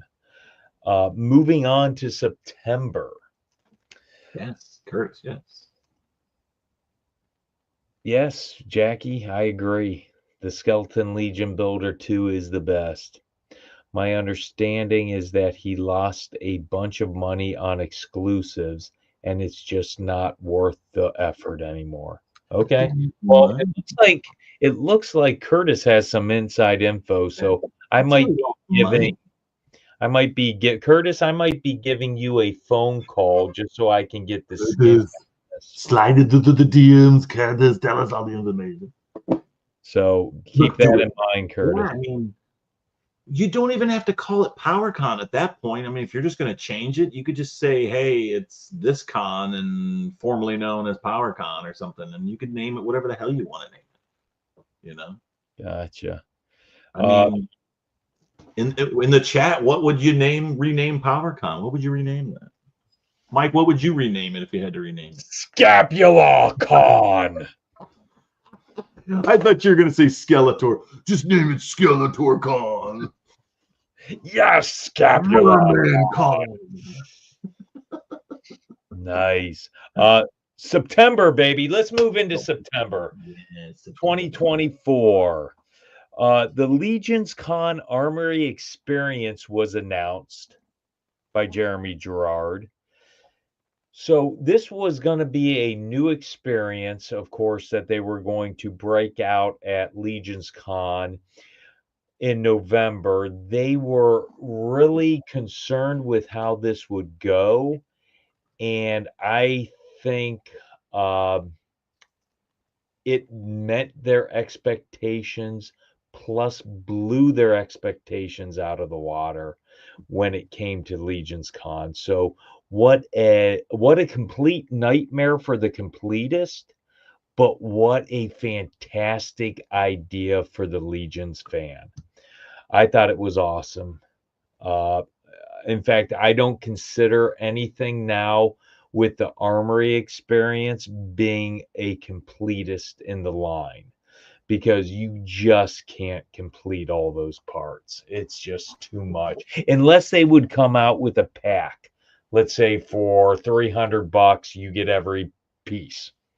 You know, I just don't see that ever happening. That's actually like I think we talked about that.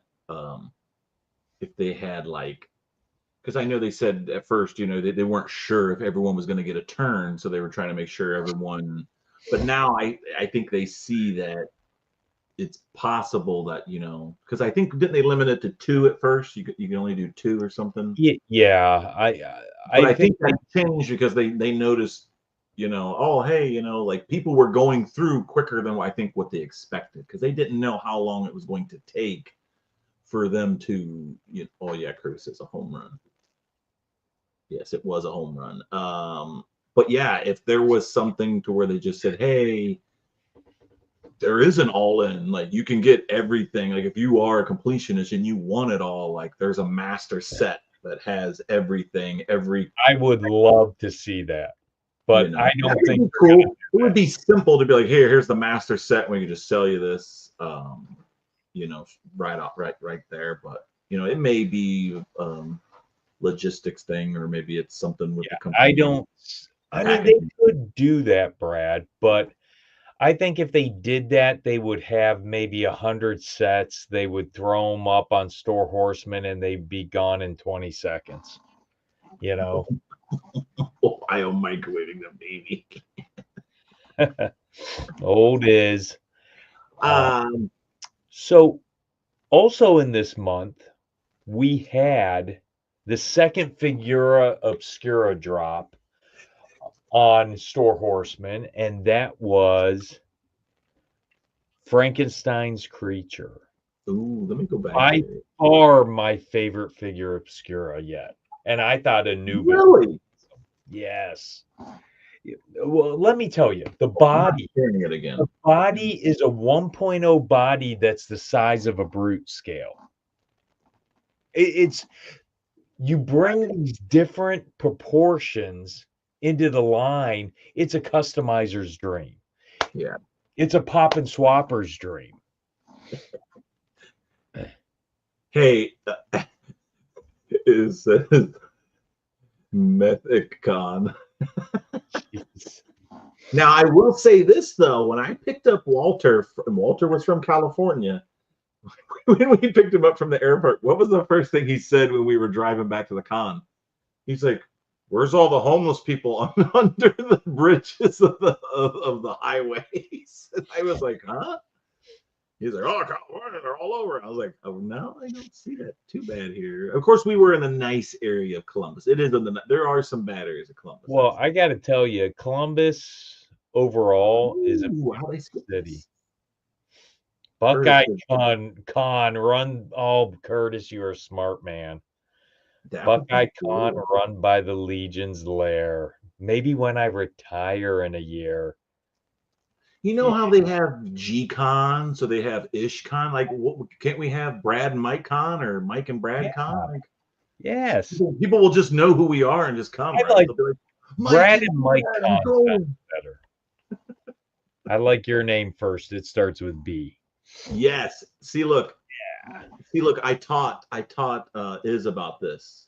The Factory of Sadness. Oh my God. Yes, we are Browns. If it was in Cleveland, though. If it was in Cleveland, it would be the Factory of Sadness Con. We are Browns fans, and it is a complete See, once again, that's a Cleveland Factory of Sadness, mistake by the lake. But although if you go up to Cleveland now, that city looks pretty good. They are really done a good job, especially with the flats.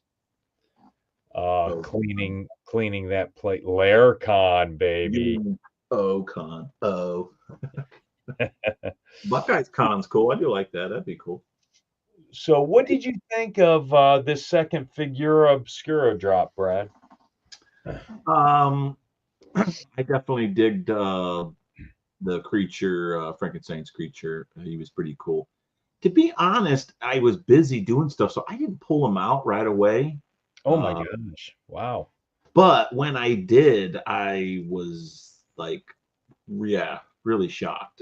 So I was definitely glad I pulled him out when I did. I made sure that I wasn't sitting on the pot when I opened him because his hands are a lot bigger. I did not want him to plug my toilet if they fell in. I don't think you had a problem with that one.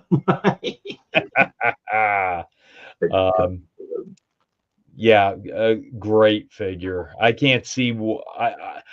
I look for them to make the next one green. I can't wait for that.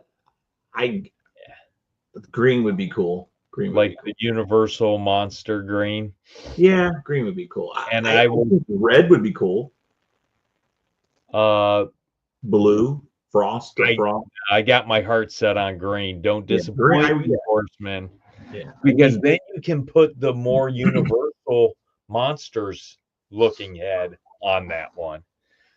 I like the green because somebody did a Frankenstein creature swig and made it green with the green swig head at the con at the 1,000 Swigs, and it was pretty cool.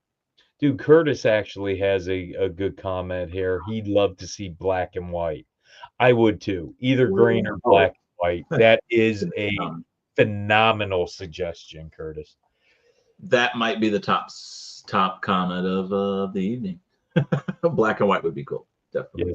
Yes, absolutely.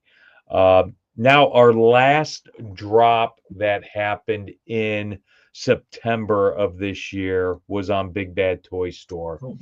It was their 25-year anniversary. Also, the Horsemen's 25-year anniversary, and they dropped for pre-order on Big Bad Toy Store Stavros the Unwavering. So Steve the Dragon.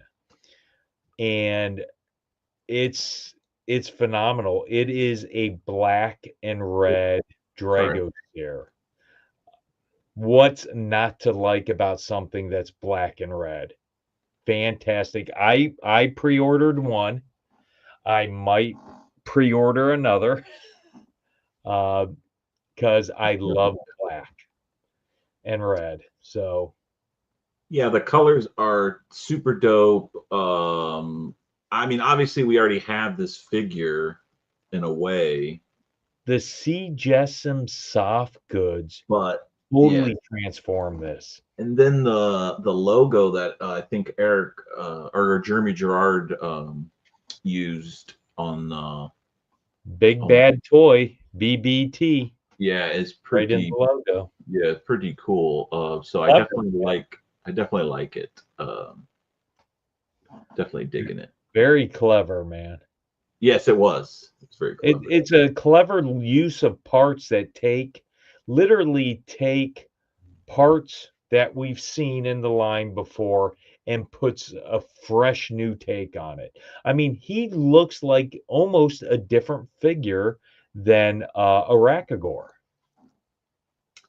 Yes, Because of the soft goods, the coloring. Arachagor is awesome. So it's like we kind of already have this figure with Arachagor, but to see him black with those soft goods is definitely, I think, what we're looking for. Oh yeah. I mean, he just looks menacing. I mean, especially in this photo here, he's just coming at you, ready to. And I like big figures, so man, it's nice. Well, now in the line we have Stavros, we have Arachagor, and we have a Scourge. Scourge, yeah, that was the mode We have the green, we have the blue, and we have the black Dragosaurs now. So that is cool. Now, do you think they're trying to tell us what colors of dragons they're going to have later? I think that's really thinking into it too much, Brad, but you might have something going on there. I mean, because to be honest, a blue dragon would be okay, and a black dragon would be okay. I mean, well, you would probably have a red dragon. They already know we're getting a green dragon. Yeah, I think for sure. Obviously, there's the 5 pillars. We have 4 more colors coming out. I think we would be foolish not to think there's not going to be a blue and red dragon. The blue being from the north, an ice dragon. The red, I don't know where it'd be from, the south or the east or the central, whatever. But the red is such a classic dragon color also. So I think black would be one. So blue, red, black. And the 4th one that we still have to go, I don't know. Don't know. Let's see.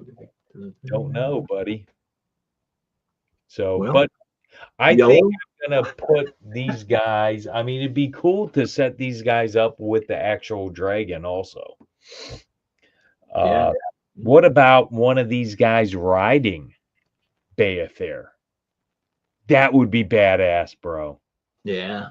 Yeah. So there has to be a customizer or a Wolf King Customs out there, or will we learn that these dragons are just babies? They're actually like teenagers, and eventually they become huge dragons. Well, I mean, anything can be put into the lore, but I don't think that will be the case. But have someone like Wolf King Customs make a saddle for Beothir that the dragon can fit on. They're going to have to. Yeah, they're going to have to. Let's move on to November, my friend. In November, we had Mythic Weekend, and that consisted of Intern for a Day, G-Con, and Legions Con. During this time, we had the Reign of the Beast wave announced and go up for pre-order. In fact, it's still on pre-order to the end of this month. Yes. And in this wave, we have Araya the Talon Bearer, the 2.0 figure. We have Basilia, the snake god herself, Gehenna, the demon genie, Leodicius, the god, the lion god, Minwanji, the cacular, which would be the hyena, and also a 3.0 figure with the double joints in the elbows and the knees, the Shire Royal Guard, and the Golden Pride of Leandor, which is the other 3.0 figure.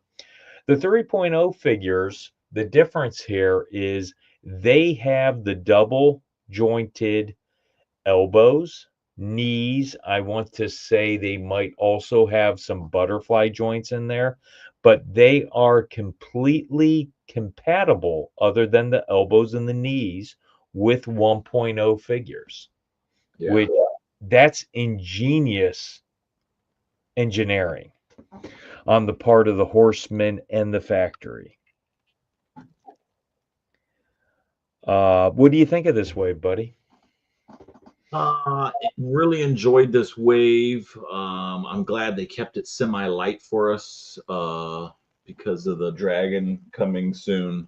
So it was definitely perfect for what's about to happen. Overall, I think they gave us a little bit of everything, big, small, medium. So definitely love it. Leodicius, I think I've said this multiple times, just killed it with that.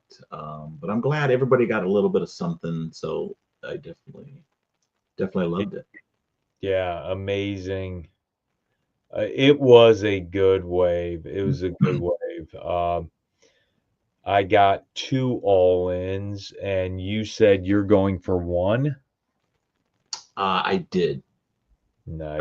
Or yes, yeah. Nice. What a way. We also had another figure drop in November. Let's see here. I'm sorry, did we miss? You know what? We'll back up to October because we did miss October. Let's Oh, you're finish talking about the here. graveyard figures. Yeah. But we had another figure drop, and that is at Legion's Con. They debuted this figure, which was the Ninian infantry figure. Oh, Yeah, the Ninian infantry figure. And they put that, they were sly about it. They put that in the Reign of the Beast case in a little cave in the dio in the back of it. special releases. Yeah, he'll be Oh, special. there it is. Yeah, right there. And I know people were excited for this one. And why not? We're finally getting a lizard type character in Mythic Legions. Snakes. Yes. The love this figure. My only hang up about this figure is how the snake head, the back of it, if you don't have armor on, shows a lot of the ball peg. That's my only hang up with these new snake heads. Maybe hands down figure of the year. You heard it. You heard it from the man himself. We heard it from the man himself. I will disagree with him there because of what we're going to talk about in October, which I skipped that month. But what do you think of the Ninian infantry, buddy? I I do like them. Like you said, it was a great. I love when the Horsemen do that. The little surprises last year with the Valiant Knight. This year with the infantry figure. It was cool the way they hid it, because last year they didn't show us the Valiant Knight the day before as like a sneak preview. It was just like you walked in and there it was on the con day on Saturday. But it was cool on Friday to see that figure there. And at first, because he kind of resembles the other figure in the line, so a lot of people were thinking it was the one figure and overlooking it. Yep. And just thinking it was an extra one in the back. And it was dark, so you had, like, literally once we put a flash, once I put my phone flashlight on it and you could see it, it was like, whoa, it's definitely different. And I think we all knew what was about to happen or what was coming the next day. Yes, absolutely. And that alone, I mean, it could have been the shittiest figure and I'd have been like still so excited because of that experience. But for it to not be a shitty figure and really be an awesome figure is hands down awesome. Yeah. We're going to rewind, buddy, to October. I skipped October. And in October, we only had one thing go down. And that was the Graveyard Skeletons pre-order on Store Horsemen. It's a 4-skeleton pack, and it's packed with a whole bunch of accessories with it and heads. Can you bring up the picture of the different colors? Yeah. So the Graveyard Skeleton would be the ashen gray. Of course, our Skeleton Legion Builder 2 was the bleached bone, the bleached white. And of course, over here, my favorite color is going to be the standard bone color that all of, from my understanding, it's all of Necronominus and All-Star 6 comes with the standard bone color for popping and swapping heaven. But I would have to say EM Customs, Mr. Eric Miller, these are the figures of the year by far for me. Because you give me a naked skeleton, I'm a happy man. I just love it. That was what was cool, is I think everybody wants Maxilius the Harvester. It was definitely a figure sought after. Yep. So to give us a pretty much a different colored bone tone, a naked bone tone version of him, brother, was just like totally a freaking, that was a home run. And I'm kind of glad they didn't do it the same color. You know what I mean? It's almost like you, at first you were kind of disappointed, but then it's like, wait a minute, you want it different, right? You know, I get it. You want it the same for popping and swapping, but you're going to get those. So you'll have that. So it's cool to have different bone tones and whatnot. Yeah, it's just by far my most anticipated figure since I got into the line. I talked to Eric Treadway years ago, probably 21, and I said, man, you have to make us a complete skeleton. We got to get that rib torso. We've got to get, the lower legs, the lower arms, and he came through for us, buddy. Came through. You sure did. Big time. Cool. December, man.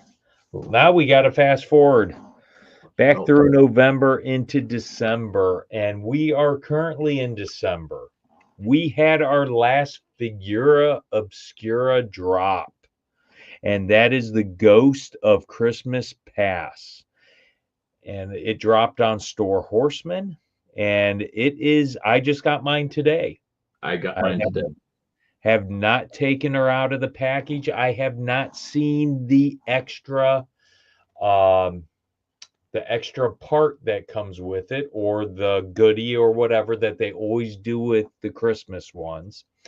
And of course, no, even if I would have seen it, we cannot say what it was because we can't do that until Christmas Day because of the request of the Horsemen. Lauren, give me the black bag. So I gotta be honest with you. One of my least favorite figure obscuras, and you know, I'm one of the guys that don't like the female figures. They're always going to be last on my list. This one doesn't speak to me as much. It's gorgeous. It's a gorgeous figure. I'm happy to have one in my collection on my shelf. It just isn't my favorite. What about you, Brad? I wasn't, you know, obviously I kind of knew or felt like that was the route they were going to go with, you know, the figure obscura. But getting her in hand, she is very beautiful.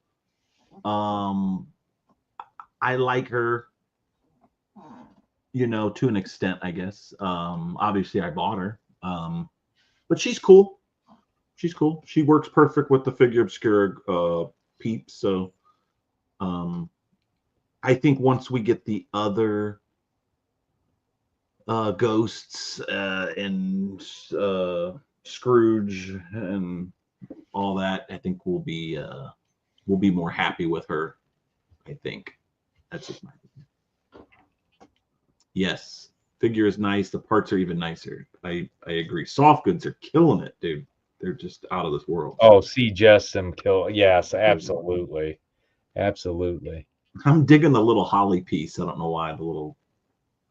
Oh, that she's holding? Yeah, that's cool. I like it. Nice. We have one last bit of news, my friend. ZoloCon. We have a new Warrior Beast figure out for this ZoloCon, Headhunter, and this figure is kind of badass, man. He's kind of badass. Talk about a scare glow vibe. Wow. Yeah. If you put a purple cape on this dude and purple wraps, damn, purple boots. Wow. I'm digging him. Maybe a green halberd. Dude, and you know people are going to do this and make themselves a scare. I'm going to make myself a scare glow if I can get another one of these, because I had to buy one off of the con website. Just a really cool figure. I really dig this one. What do you think? Greg says, "Grow up, Mike." Yeah, well, I think he's talking about the 1.0. Hey, when I grew up, you don't give me a female action figure. You just don't, unless it's Tila, maybe Princess Leia. But other than them two, I don't want him. And that's how it is, baby. Now, this figure is awesome, man. I'm not scrolling. Sorry, I'm not looking at the good stuff here. Look at all of Trevor's pictures because they're cool. Yeah. Oh my God. I can't wait to get this one in hand. This is just a cool looking figure. Of course, this head here, I'm getting, you know, like the Ghost Rider vibe. So we'll probably see some Ghost Rider customs. Nice little Gianni Blaze. But yeah, some Scare Glow customs definitely coming our way for sure. I mean, you might even see, I mean, that would be an easy Motu tribute for the Horsemen to do. Oh, God, yes. God, I can see them doing this exact thing for Scare Glow with purple and red eyes. And, I mean, yeah, a green halberd. It's going to be, I mean, that's a done deal. They are going to do that. eBay is cool, but she's also. Oh, my God. Curtis just brings up something.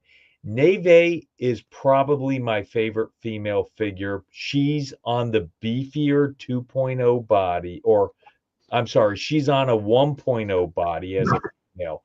Love that figure, and I'm putting Brad's titty pauldrons right on her. It's going to be freaking awesome. Love it. Yeah.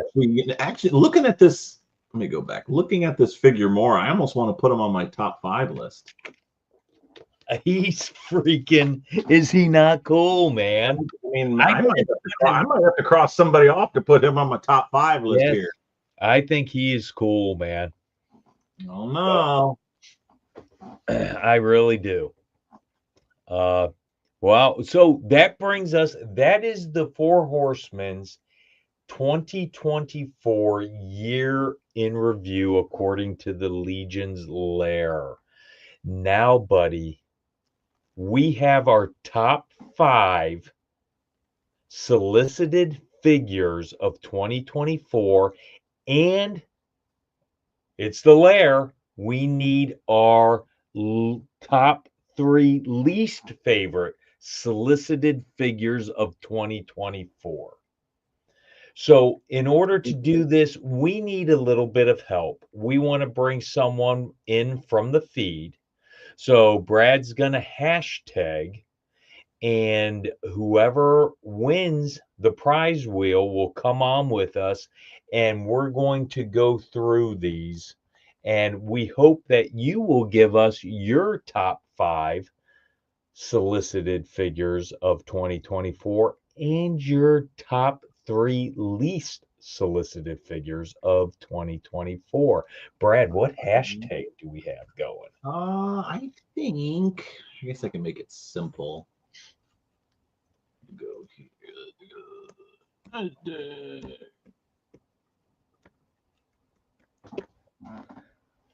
God, it's so small. There. Gotta share it. Let's do this. I love the fact that you always have scapular looking over your shoulder. Let's go here. Why isn't it letting me share? Oh, share this tab. There we go. That was so easy. Hashtag Legion's Lair. Make it simple. Nice. So yeah, hashtag Legion's Lair. You can come on the show, tell us your top 5 and your bottom 3. And if you need any help, we can assist you if you've been watching and following along. Then that would be great. But you can also go to Source Horsemen, or you can tell us to go to Source Horsemen, and I can look at the stuff, and we can just say what's crappy and what's not. Nice. But so yeah, go ahead and do that. And if you want to come, if you don't want to come on, you don't have to. Now we have no entries so far. We and don't. Curtis is in. Got one. Got one. There we go. Curtis, yeah. He might be spinning the wheel by himself. Well, I mean, well, not to say we don't. I mean, obviously Curtis knows his stuff, so Curtis probably has a little. There's one. Trevor. There we go. Here we go. I still have one figure I need to throw under the bus, and I just trying to think what. We got Joe Gonzalez. I'm trying to figure out what figure needs to go down on the bottom 3 list. Dude, I already got my list made out. I seen yours. I decided to do mine while the show was going on because I figured we'd be talking about it and be fresh. But it is actually really hard to pick top 5 out of this group because there's quite a few good ones. Yeah.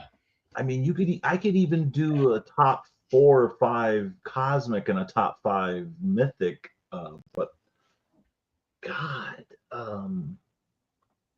yeah, bottom 3 is really hard.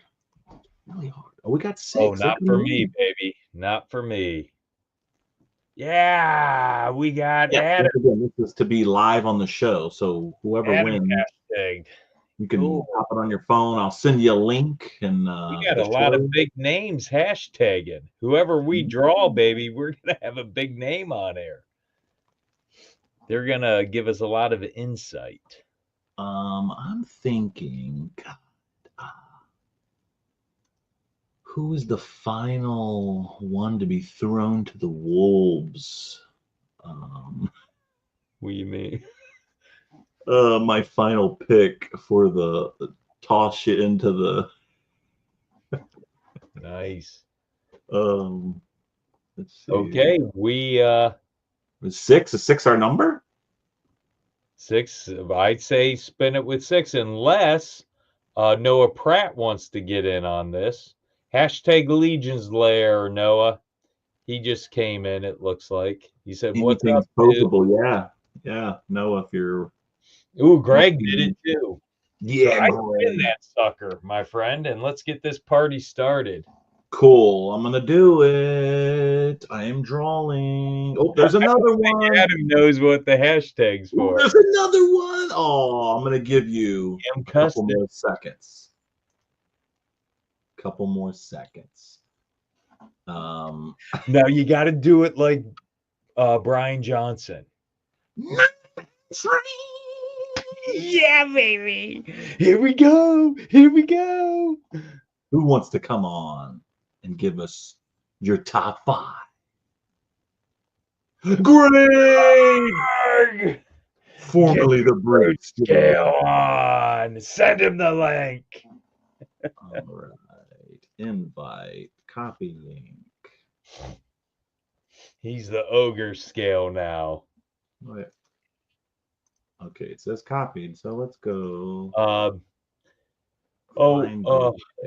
Eric, it was for, we're going to give our top 5 and bottom 3 figures solicited by Fourhorsemen Studios in 2024, and we wanted a guest or someone in the chat to come on and help us out with it. So Eric Miller, and I think Adam didn't realize what it was for either. I think. Well, I mean, you are a winner if you get to come on. I mean, right? I mean, come on. Yeah, absolutely. Absolutely. Once we get Greg on, we'll start off with, I don't know, maybe while we're waiting for Greg, you want me to give my top 5? You want to give your top 5? Yeah, let's do it. Or you want to wait for Greg? Well, I mean, we can keep the show going by me starting with my top 5. Okay. I think I got yours. You wrote yours down, didn't you? Yeah. Now, guys, remember, these are solicited figures, not figures that we had already bought a previous year and they finally get into our hands. These are only solicited figures, figures that went up for pre-order or they dropped this year. And I went through all the figures that in the last hour and a half that are solicited figures of 2024. So the Emir Kaspar top 5 figures, solicited figures of 2024 at number, let's see here. Actually, I'm going to give you my, my honorable mention first. That is Figure Obscura's Frankenstein's Creature. I think that figure, being a 1.0, but the size of brute scale, brings so much to the customizing community, so much to the pop and swap community. Greg, what is going on, buddy? What is going on, fellas? What is up, my dude? My number 4 is going to, or I'm sorry, my number 5 is going to be the lion god himself, Leodicius. Yes. What an incredible ogre scale figure. My number 4 is going to be the Serpentshire Serpentspire Royal Guard. I think that snake body brings a lot of new parts to the line, and he looks incredible without his armor on. My number, let's go on to number 3, Minwanji the Cacular. I've been wanting werewolves for so long now. Give me the hyena. This is going to be awesome. I want to see what the 3.0 parts are all about, the elbows and the knees. So he hits my number 3. It's not hard to know what my number 2 and my number 1 is. At number 2, we got my ashen gray graveyard skeleton, naked skeleton. Give me that all day. I'm eating it up. And at number 1, the figure of the year, the Skeleton Legion Builder 2, the white naked skeleton.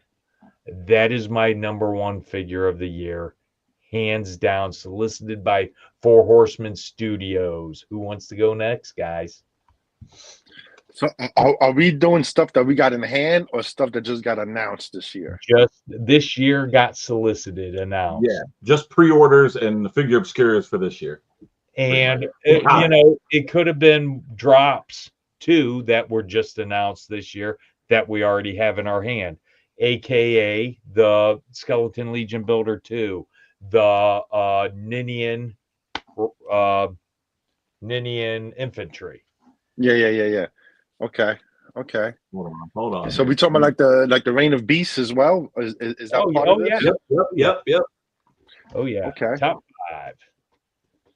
Does this include the dragon, even though it wasn't the dragon hasn't been solicited yet? Okay. They haven't All right. solicited it. Brad, do you have your list ready, or you I do. Okay. why don't you go? Because obviously I wasn't ready. Yeah, I just jumped in. I said, you know what? I'm just gonna jump in. Okay. All right. I don't even know if I guess I could put these in order. Like I said, I just wrote these down as we were doing the show. So I was following along. I did my list as we went. I'm gonna go number 5 is the Headhunter. Number 5. Nice. I don't know why I crossed somebody off. I ain't gonna say who I crossed off. I crossed somebody off to get this Headhunter on there. Nice. So number 5 is Headhunter. Number 4 is Anthophiles, which got is another great one. The David Williams figure tribute. Okay. Number 3, I went with the Skeleton Legion Builder 2. And number 2, I went with Kai Pache. Oh, nice. Oh, Noah Pratt. Look at that. And number 1, I went with Leodicius. Nice. Okay. Was my next one. So those are my top. They were hard. I crossed off like 3 or 4 while we were doing the show because I wrote the ones I liked down and I crossed several other ones, and they're great too. This is tough to remember everything that got solicited this year and what's coming out, and try to remember. Okay, all right. So let's I guess we can start with number 5. I'll do the hyena. Nice. The cackler. Yes. So you're gonna have to work with the names because I don't have the names just memorized just yet until we start shipping. Back, baby. Number 4, I would say the Skeleton 4-pack. Nice. The graveyard skeleton. Okay. Or the graveyard skeleton. Yeah, the graveyard skeletons. Number 3, I'll do the Skeleton Builder 2. Greg, you are fantastic. I think we should knight this guy again. I never got knighted the first time because it wasn't a thing. Well, yet. guess what? It wasn't knighting back then, Greg. So you're getting knighted now.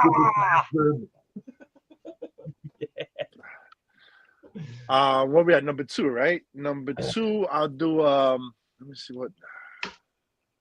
Come on, pop up. I gotta get off my Wi-Fi. My internet's been wonky. I'll do number 2. Yeah, number 2, Leodicius, and I'll do number 1 with the David Williams tribute. Oh, nice. Yeah, that's dope. Anthophiles. Yeah, I'm comfortable with that list. I let people know I had other people on my list. I had you was on list. There was people on the list. I just had to. It's hard, especially on the spot, you know. Yeah. Is this like a freestyle? I'm sure I missed something here and there, but honestly, I mean, I'm excited for everything that's coming out. I mean, the two cosmic 2-packs on Saturday and Sunday were dope. So I mean, like, I mean, yeah. I mean, like, those are dope. I had some of those on there, and I had to cross them off just because I'm like, It's a hard 5 to pick. It is. It is. I thought it would be easy. I was like, I didn't put any thought into it. That's why I said I'll just do it during the show. That way it's fresh, and it's like, oh my god, this is terrible. Yeah, because the 2-packs are there as well as some of my favorites this year. You know, so it's kind of hard to. 2-packs, yeah. And then when you start playing around with them, they all become your number ones for a minute while it's in your hand. Yes. You know, there's no love for the Ninian. Oh my god, he was on the list too. So hey, I put down the Royal. Like I like the. He was on the list. Like I had to cross him off here because, and I hate to say it, I actually crossed him off to get to the Headhunter. Hey, check this out. Look at the screen. Look at the screen. Jeremy Gerard is looking at Greg with his arms crossed, like your list sucks. I know he's like, Brad. Yeah, that you son of a bitch. Yeah, I mean you know what? I could take the Builder 2 out since I picked the 4-pack. It's almost the same there you thing. Go. I could throw the Ninian into there. I'm good with that. Okay. Since this was like a freestyle, I got to move things around real quick. Okay. Yeah. I gotta tell you, I struggled between Mwanji, the Cacular, the Shropshire Royal Guard, and Leodicius. Those 3 could be swapped around, really. Yeah. Leodicius could move from 5 clear up to 3 easy for me. The Cacular was on mine as well. I had to move him around. I had Cog on there too. I liked Cog. Cog? Yeah, Cog is see. Cog, like I said, it's kind of hard. It's kind of hard to because when you start going through the list, they all kind of become your top 5. Yeah. Just going through that list, you know. If you would have said top 10, I would have easily grabbed that. I would have had these. Well, I got to tell you guys, this next list might be a little bit easier. This is our top 3 least favorite solicited figures of 2024. Do you want me to go first? That's easy. That's easy for me because I don't really have any. Well, I do. But we have to pick. Come on. We have to pick. I rebuttal this. he's like, I gotta go to work there tomorrow, man. They're about to whoop my ass. Tomorrow, so I have 0 least favorite because again, like I said, they can all become number 5 at any time. Yes. And let's go through your list. Hard about least favorites is like most of the figures that are on the list are figures we don't have in hand, and that's what's hard because. Yeah. You know, the figure obscures we do, but like a lot of the figures we're talking about, we don't have in hand. We've never seen them, so like they could become cool and like any figure we get in hand is going to be awesome. They do not make a crappy figure, but there has to be a least favorite of ours. We got to get Curtis's list. Curtis, bottom list. All right. Okay, I'm going to start off here. Number 3 on my list. Okay, number 3 is going to be Jobara Key from the Cosmic Legions wave. She is the female character with apparently has something to do with the tusk. Don't care for her, but I'll be proud to have her on my shelf. Number 2, we all know this. Azza Spirit Bender 2. That's surprising. Don't like her. I never liked the first one. It's that hooded female character. Don't like it at all. Spirit Bender? Yeah, Spirit Bender. Nope. So her and Fastia can sit on my shelf next to each other. And now, number one. Oh, and I'm sorry, Greg, about Azza. Number 1, my least favorite solicited figure this year. Shadow Centaur. I don't like the centaurs. I didn't like Aquarius. I don't like Shadow Centaur. Centaurs. So, okay. So that's your number one? Number one. Okay. This year. Gotcha. Mike isn't having it. Look, Mike can make it 3 for 3. Can Mike make it 3 from 3 feet? No, I didn't. Shadow Centaur is a male. You can't do that to me, baby. It's okay. Do you want me to go next? Yes.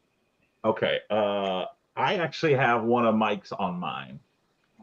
Yeah, baby. I'm gonna knight you. Which was the Jobara key. Did I say it right? Jobara? Yeah. Jabora. But I had to pick one. So that was my number 2. Number 3 was Shu. Am I saying it right? Shu? Yeah. The wizard. I had to pick one, and I felt like we already got a couple wizards. So So we had a couple Shueis already. So Shu had to go. And I really had a problem picking all these, but I guess my number 1 is it's the cosmic Agocha. Agacha. Oh, Aki. Acha. Yeah. I had to pick one. I don't know. I just the ET looking dude. We already got them before, and now I'm like, I don't know. Or something similar. I'm like, I don't know. I wasn't feeling them that much this time. Okay, well, I dig it. I dig it. Yeah. Okay. I wasn't gonna say the Ghost of Christmas Past, because then everybody shoot me and hurt me. Everybody like, nope. Nope. Yeah, nope. See you later, Brad. Okay, so I guess it's my turn, right? So in no particular order, I'll go with same thing with Akcha, because we already got kind of that one, and then it makes me feel better. Shadow Centaur as well. Like, I don't mind the centaurs. It just, it's. I don't have space for him on my Pox's shelf, so he's the least one I want to put in there right now. And then who else? Let me see. Greg, can I interject here? I don't think you have much room on your shelves on any of your... Mike, I don't like your negativity right now, and this is not what I'm here for. Like Wholesome Warlock, I'm here about the purple positivity, and you're just coming with this real negative energy right now. If you put that Shadow Centaur on any of your shelves, there's going to be some shelf diving happening. This is also true. You just gotta get you're gonna have to get like 2 figures to jump on the centaur to make room for those 2 figures that were in the spot. So you just put 2 figures, put the centaur. I mean, I guess on the centaurs. I guess I could put 2 shadow elves on his back, kind of straddling him in a way. Yeah, do it. Or have him dangling off of him on one on each side, like they try. They were trying to hang on, but they couldn't. Trying to hang on, right? Was that my 3? Did I hit 3 already? No, I interrupted before 1 or the last one. Yeah, I think you got 1 more. And I guess I would go with Zhu, because it's very less Shui. He's he's gonna be cool, but I'm not gonna get a lot of him, I guess, Yeah, Curtis. I mean, you would probably see that on My Wife's Gonna Kill Me support group. It'll be the centaurs with all the My Wife's Gonna Kill Me guys riding the centaur, like, yeah. You're gonna get Dominic or whatever his name is to fucking. We're gonna get like little hand grabs and like foot, so they can kind of have like the foot in the grab and just hold on real quick, and then this way they can with the sword still chop people up as they're riding on the side of the centaur. Yep. That's awesome. Nice. Well, I mean, like you said, you have to. It's hard to pick some least favorite ones. It's always hard, especially like without a chance to really like sit down and like really think it through. I gotta do it kind of like a freestyle. pick right I mean, here. I'm over here on Fourhorsemen on the side that you guys can't see, looking at these like, oh my god, I can't. I just really hard to pick one. It really is. Because then I'm also excited about the goblins, about Kai Pacha, Losuf. Yeah. There's a lot of figures that I'm actually really excited for. You know, like. Yeah, Joseph was about to be on the list with the Malignancy. Yeah, it was definitely a big year, man. Yeah, it's a lot of bangers. Now, I'll tell you guys this next year, my number one figure is Baether. But bottom line. Oh. It's Baether all day long. Hells yeah. And nothing's going to change that. I don't care what they come out with next year. Baether's the man. He'll be on. So what you're saying is he'll be on the list for sure next year. He'll be number one. He might even be number two. He might even be number 3, 4, and 5. All wrapped in one. I just like that the fact that he's kind of made of like the rotocast, like the trolls, which means that he could produce them a lot quicker, even though he's big. He's definitely going to be heavy, even though he has some rotocast. When they did that dual troll wave, where you got the Brontus and the Ice Troll, I felt like we pre-ordered that and like they was here quick. Like we didn't have to wait like all that time. Like we ordered them and it was like boom, they was already here. Yeah. The hard part for me was limiting it to 3. There's a lot of cool stuff coming out. Oh god. Yeah, this year was cool. I think next year will be an awesome year because we're getting a lot of figures. I mean, we're about to get, Necronominus, All-Stars. It's kind of going to start kind of how last year started with Poxus coming out in the very beginning of the year. Yeah. To kind of dwindle down and came off everybody's, top 10 figures because people forget that came out in January, February, like. Yeah. And there were some good ones in there. What do you guys think 2025 has in store for us? Jeremy Gerard said to close out Legion's Con on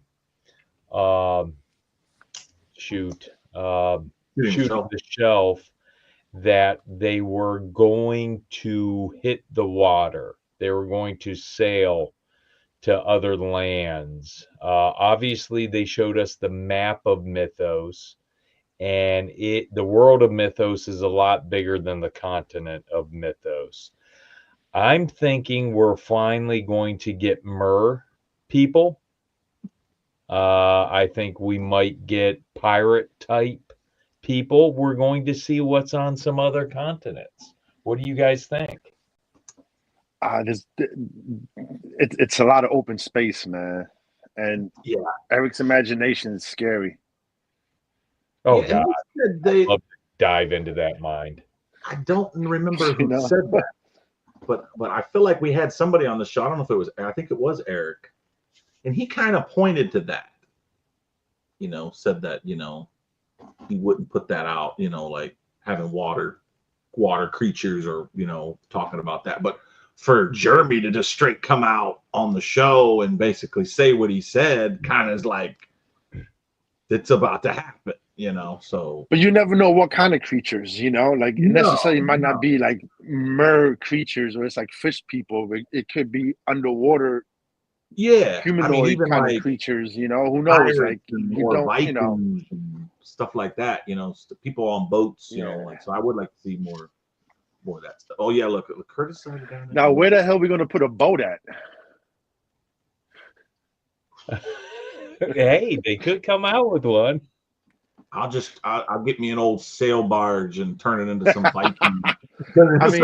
Brad, you got that garage in the back. We could I know. And then just create a whole museum in there of just all mythics. I mean, Treadway already said he wanted to see the dragon on the flag, so I told him that's already about to happen. So I got 100 shipwrecks that say they can tie that sucker down on the flag, 50 on each side. Maybe we'll have to see. It's gonna be dangerous. I might have to have Trevor come over and take some pictures when I get Jar Jar. Nice. Mermaids, mermen, mer children, merpets. Merpets. There we go. Mermans. Yep, I like it.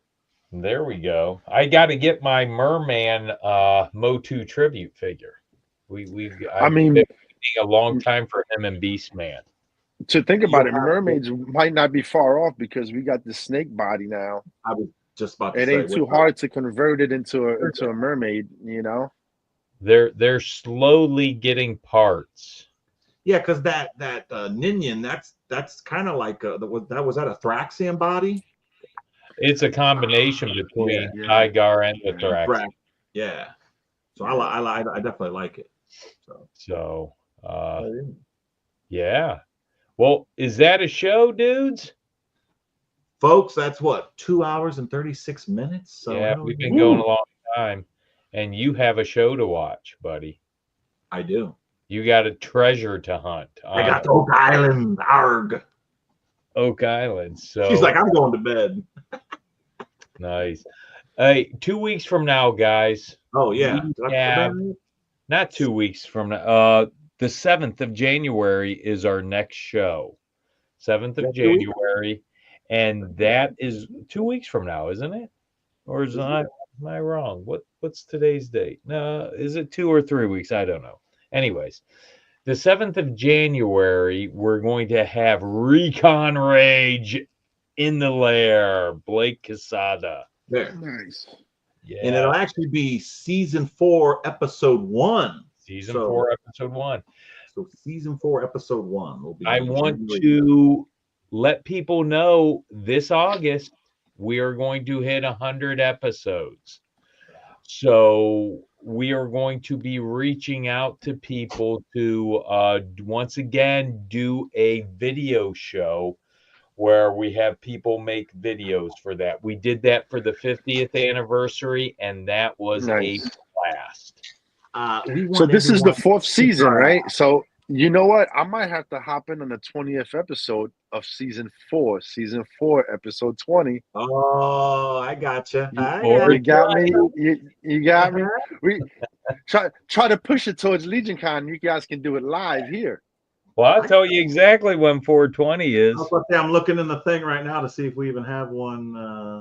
420 is Rob Zamora. He's on that show, and that's September 30th.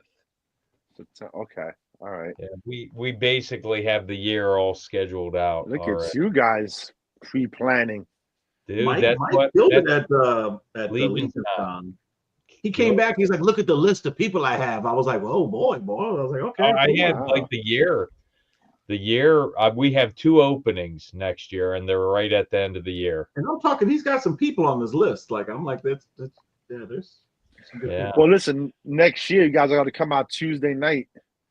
You can come out here and you can do a live episode straight from the cave itself. I would like to see your plan. Because Mike hasn't been here. Brad's been here a few times already. Yeah, I heard. I think Noah in the comments talking about we need to do another tour. Yeah, and by the end of the year, it's going to be all different again, completely different from the year ago that you came here.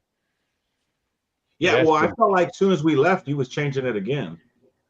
Yeah, I mean, this show's evolving and moving. Well, we had you on the show. So we had it one way, and then when I showed up at your house, it was a different way. Yeah. And I felt like you've even changed it a little bit since then. Yeah, it's always evolving. Yes, hit that like button, like and subscribe. One day, me and Mike will get to. Hopefully, we'll get to 300. But like and subscribe, please. If we do get, we have this as a giveaway. If we ever get to, oh man, where you guys at now? We're not even close, buddy. Yeah, maybe I should just tell Immortal if we get to 300, we'll give this away. Because I don't think we'll ever get to 500 or 400, but maybe we can make it to 300. That'd be cool. Yeah, yeah, we'll see. Nick's Wi-Fi carrying a YouTube episode sounds like. Listen, you guys ain't far away at 274, so you can hit 300. Yeah, in about 10 years. Listen, let's post them up in the stories. Let's get some more followers. Yeah. Hells yeah, son. Hells yeah. Nice. Well, Well, hey, Greg, thanks for coming on, buddy. Yeah, bro. Hey, man, thanks for having me. It's always a pleasure. Hell yeah, man. We loved having you.